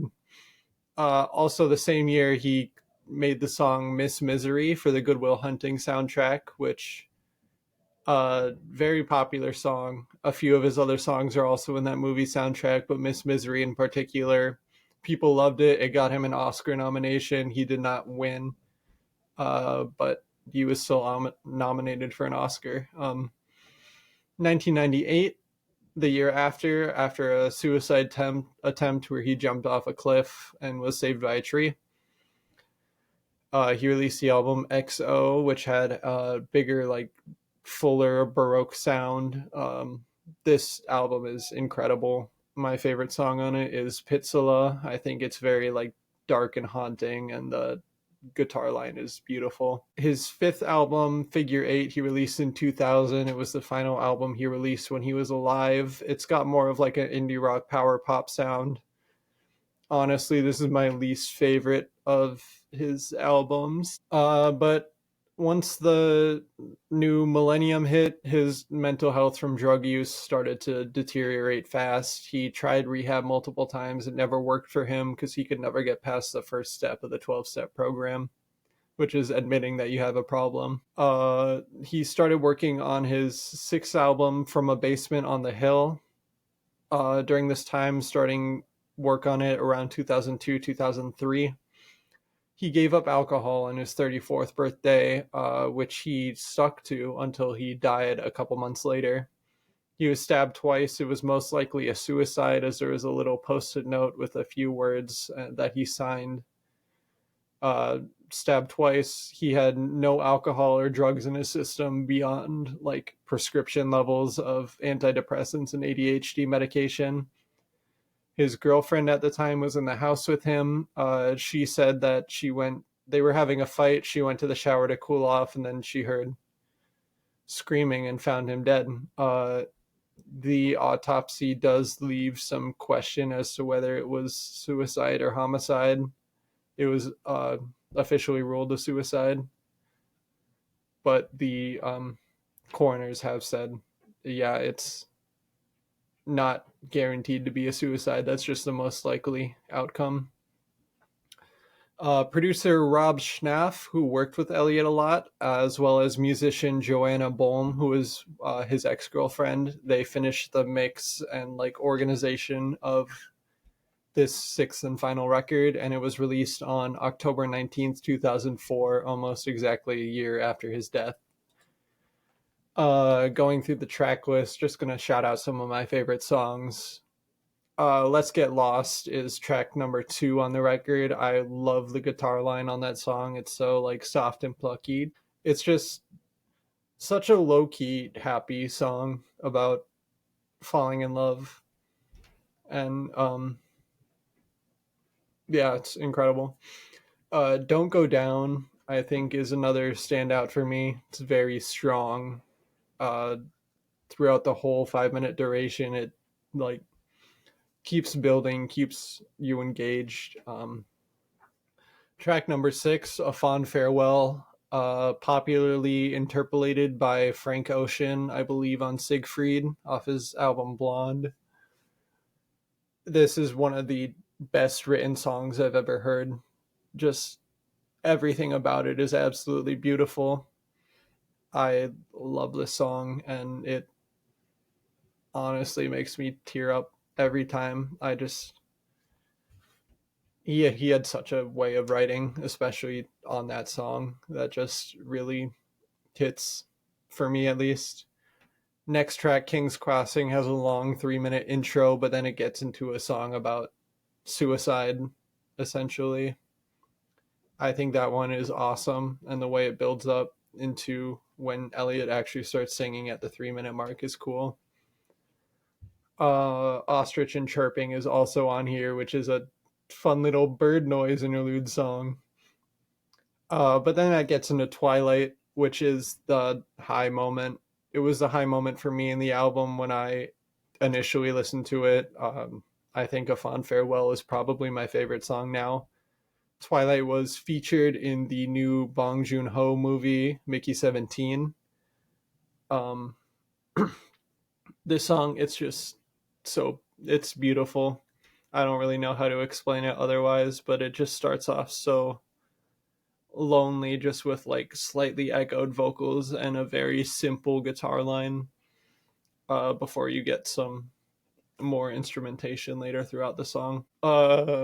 Shooting Star has some really cool heavy guitar lines. Memory Lane has a really cool acoustic guitar line, and I think A Distorted Reality Is Now a Necessity to Be Free is such a cool album closer. This is one of my favorite posthumous releases, up there with Circles by Mac Miller.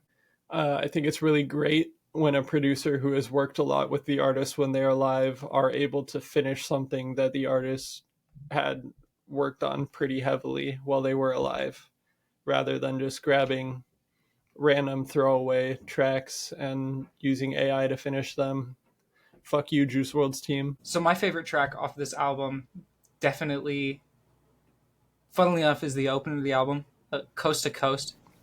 I think it's beautiful. When I first put it on, I don't really know, because I had listened to like a couple of Elliott Smith songs here and there, but I never really I for sure never listened to a full album front to back like I did this one, and I had never listened to like really just like sat and listened to any of the material. Sometimes I think I threw a song on when I was on my way to work or something like that, but I never sat down and like actually listened and grabbed the material. So I didn't really know exactly what to expect, but I loved just sort of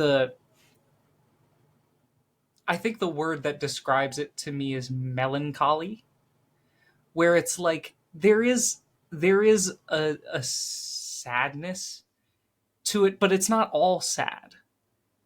There is like the image that kept popping into my head um was like the rain. There's just been a storm. The rain, it's still dark out. There's still very cloudy. It like the ground is still damp, but you can see some of the rays of sun peeking through. Um and just like the light that you can see sparkling in those beams, that whole picture to me was like, I listened to one song and I got that picture immediately, and I'm like, oh, this is painting. This is art. This is an art album. And I love it. It's great. I think it's such a strong open. It sent that image to me immediately. I think that image is further, like, yeah, I think that can be seen as applying to the full album. Rob Schnaff and Joanna Bohm, who finished the album, they did remove most of the demos that were like super dark in subject matter. And King's Crossing was really the big dark song that they left on there. So it, like, comparing it to EXO or a lot of his earlier stuff is very, I guess, jarring, you can comparatively with the drug use that he was going through, he sang a lot about it. And especially when you get to EXO, where he started getting very depressed and suicidal, a lot of the subject matter is definitely harder and darker. But what a strong and poignant open to an album. That's what I got. It's my favorite track. I love it. It immediately went on my playlist, my sad playlist. I was telling these guys before we started recording that, like, the artistry of this album is insane. Like, Elliott Smith is an incredible mind. He has incredible talent, incredible skill to put this album together in the way that he did. Like, throughout this whole 15 tracks, like this, like Ryan is saying, this is art. This isn't something that you just like naturally are going to cling to and listen to, or something that like you want to turn on a great day. Like, today was a perfect vibe for me. Because I was listening to it in my car when I was on my lunch break and when I was driving home from work. And it was rainy, it was cloudy, it was gray. Like, it was one of those days that Ryan was describing. And it was a good match to that. My energy maybe wasn't that same way today. I wanted to be more upbeat. I wanted to be more happy. And this album definitely clashed with my attitude today. But I think that, like, if this is something that you need to wallow in, like, if you need to grieve in, if you need to, like, you need to be in that mindset a little bit. And that's where I will absolutely appreciate it more. Again, just hearing it and being around music for so long, like, you hear the talent, you hear where he went with these for reasons. The one song that it really stood out to me on, I believe it was Shooting Star, where it's like that dual guitar line that clashes with each other. Like, they're both on different tempos, they're both on different like beats, like it is a perfect clash. It works so well together. One doesn't overpower the other. One doesn't like grate your ears compared to the other. Like, they're both so sonically pleasing and at the same time against each other in every which way. It is so beautiful. I really love that track. And then, like Cam said, that a distorted reality is now a necessity to be free. That end to the album, that wrap up is beautiful. Like, just like, for lack of better words, perfect. Truly, like, this is a top to bottom fantastic album. But yeah, I said it, and it was like I had to preface this take. It made me feel like shit.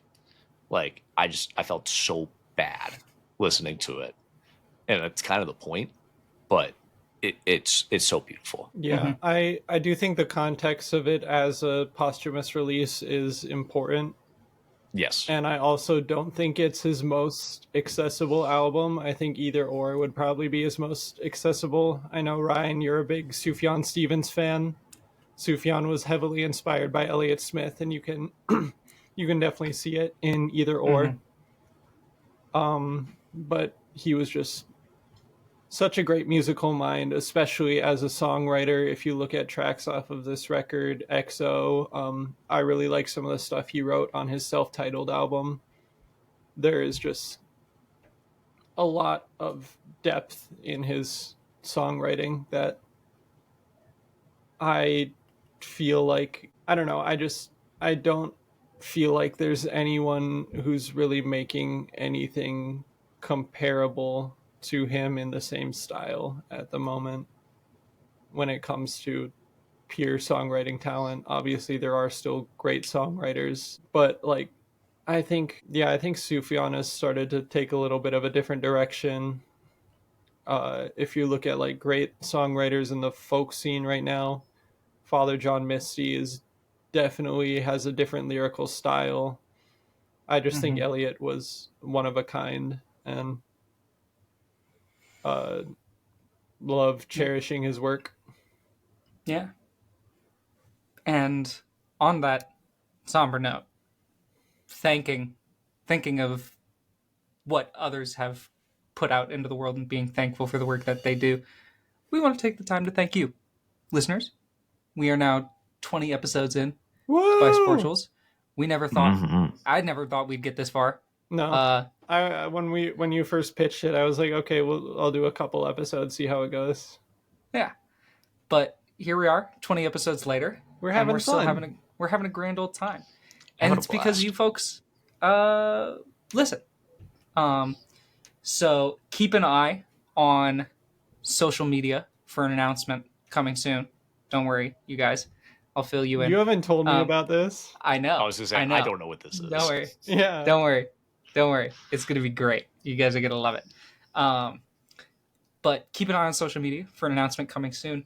And thank you all so much for taking the time out of your days over these past 20-odd something weeks to listen to us ramble about sports and talk about what's good for the league and a bunch of gay shit. It's a lot. It's a listen. But if you're listening to this on release, I hope you have a wonderful Friday. If you're listening to it during the weekend, I hope you have a wonderful week. And if you're listening to it during the week, I hope you have a wonderful week. Thank you so much for taking the time out of your day to listen to us ramble on. And with that, we will see you next week. Bye-bye. Bye. Bye. Bye. Goodbye. Bow. Bow.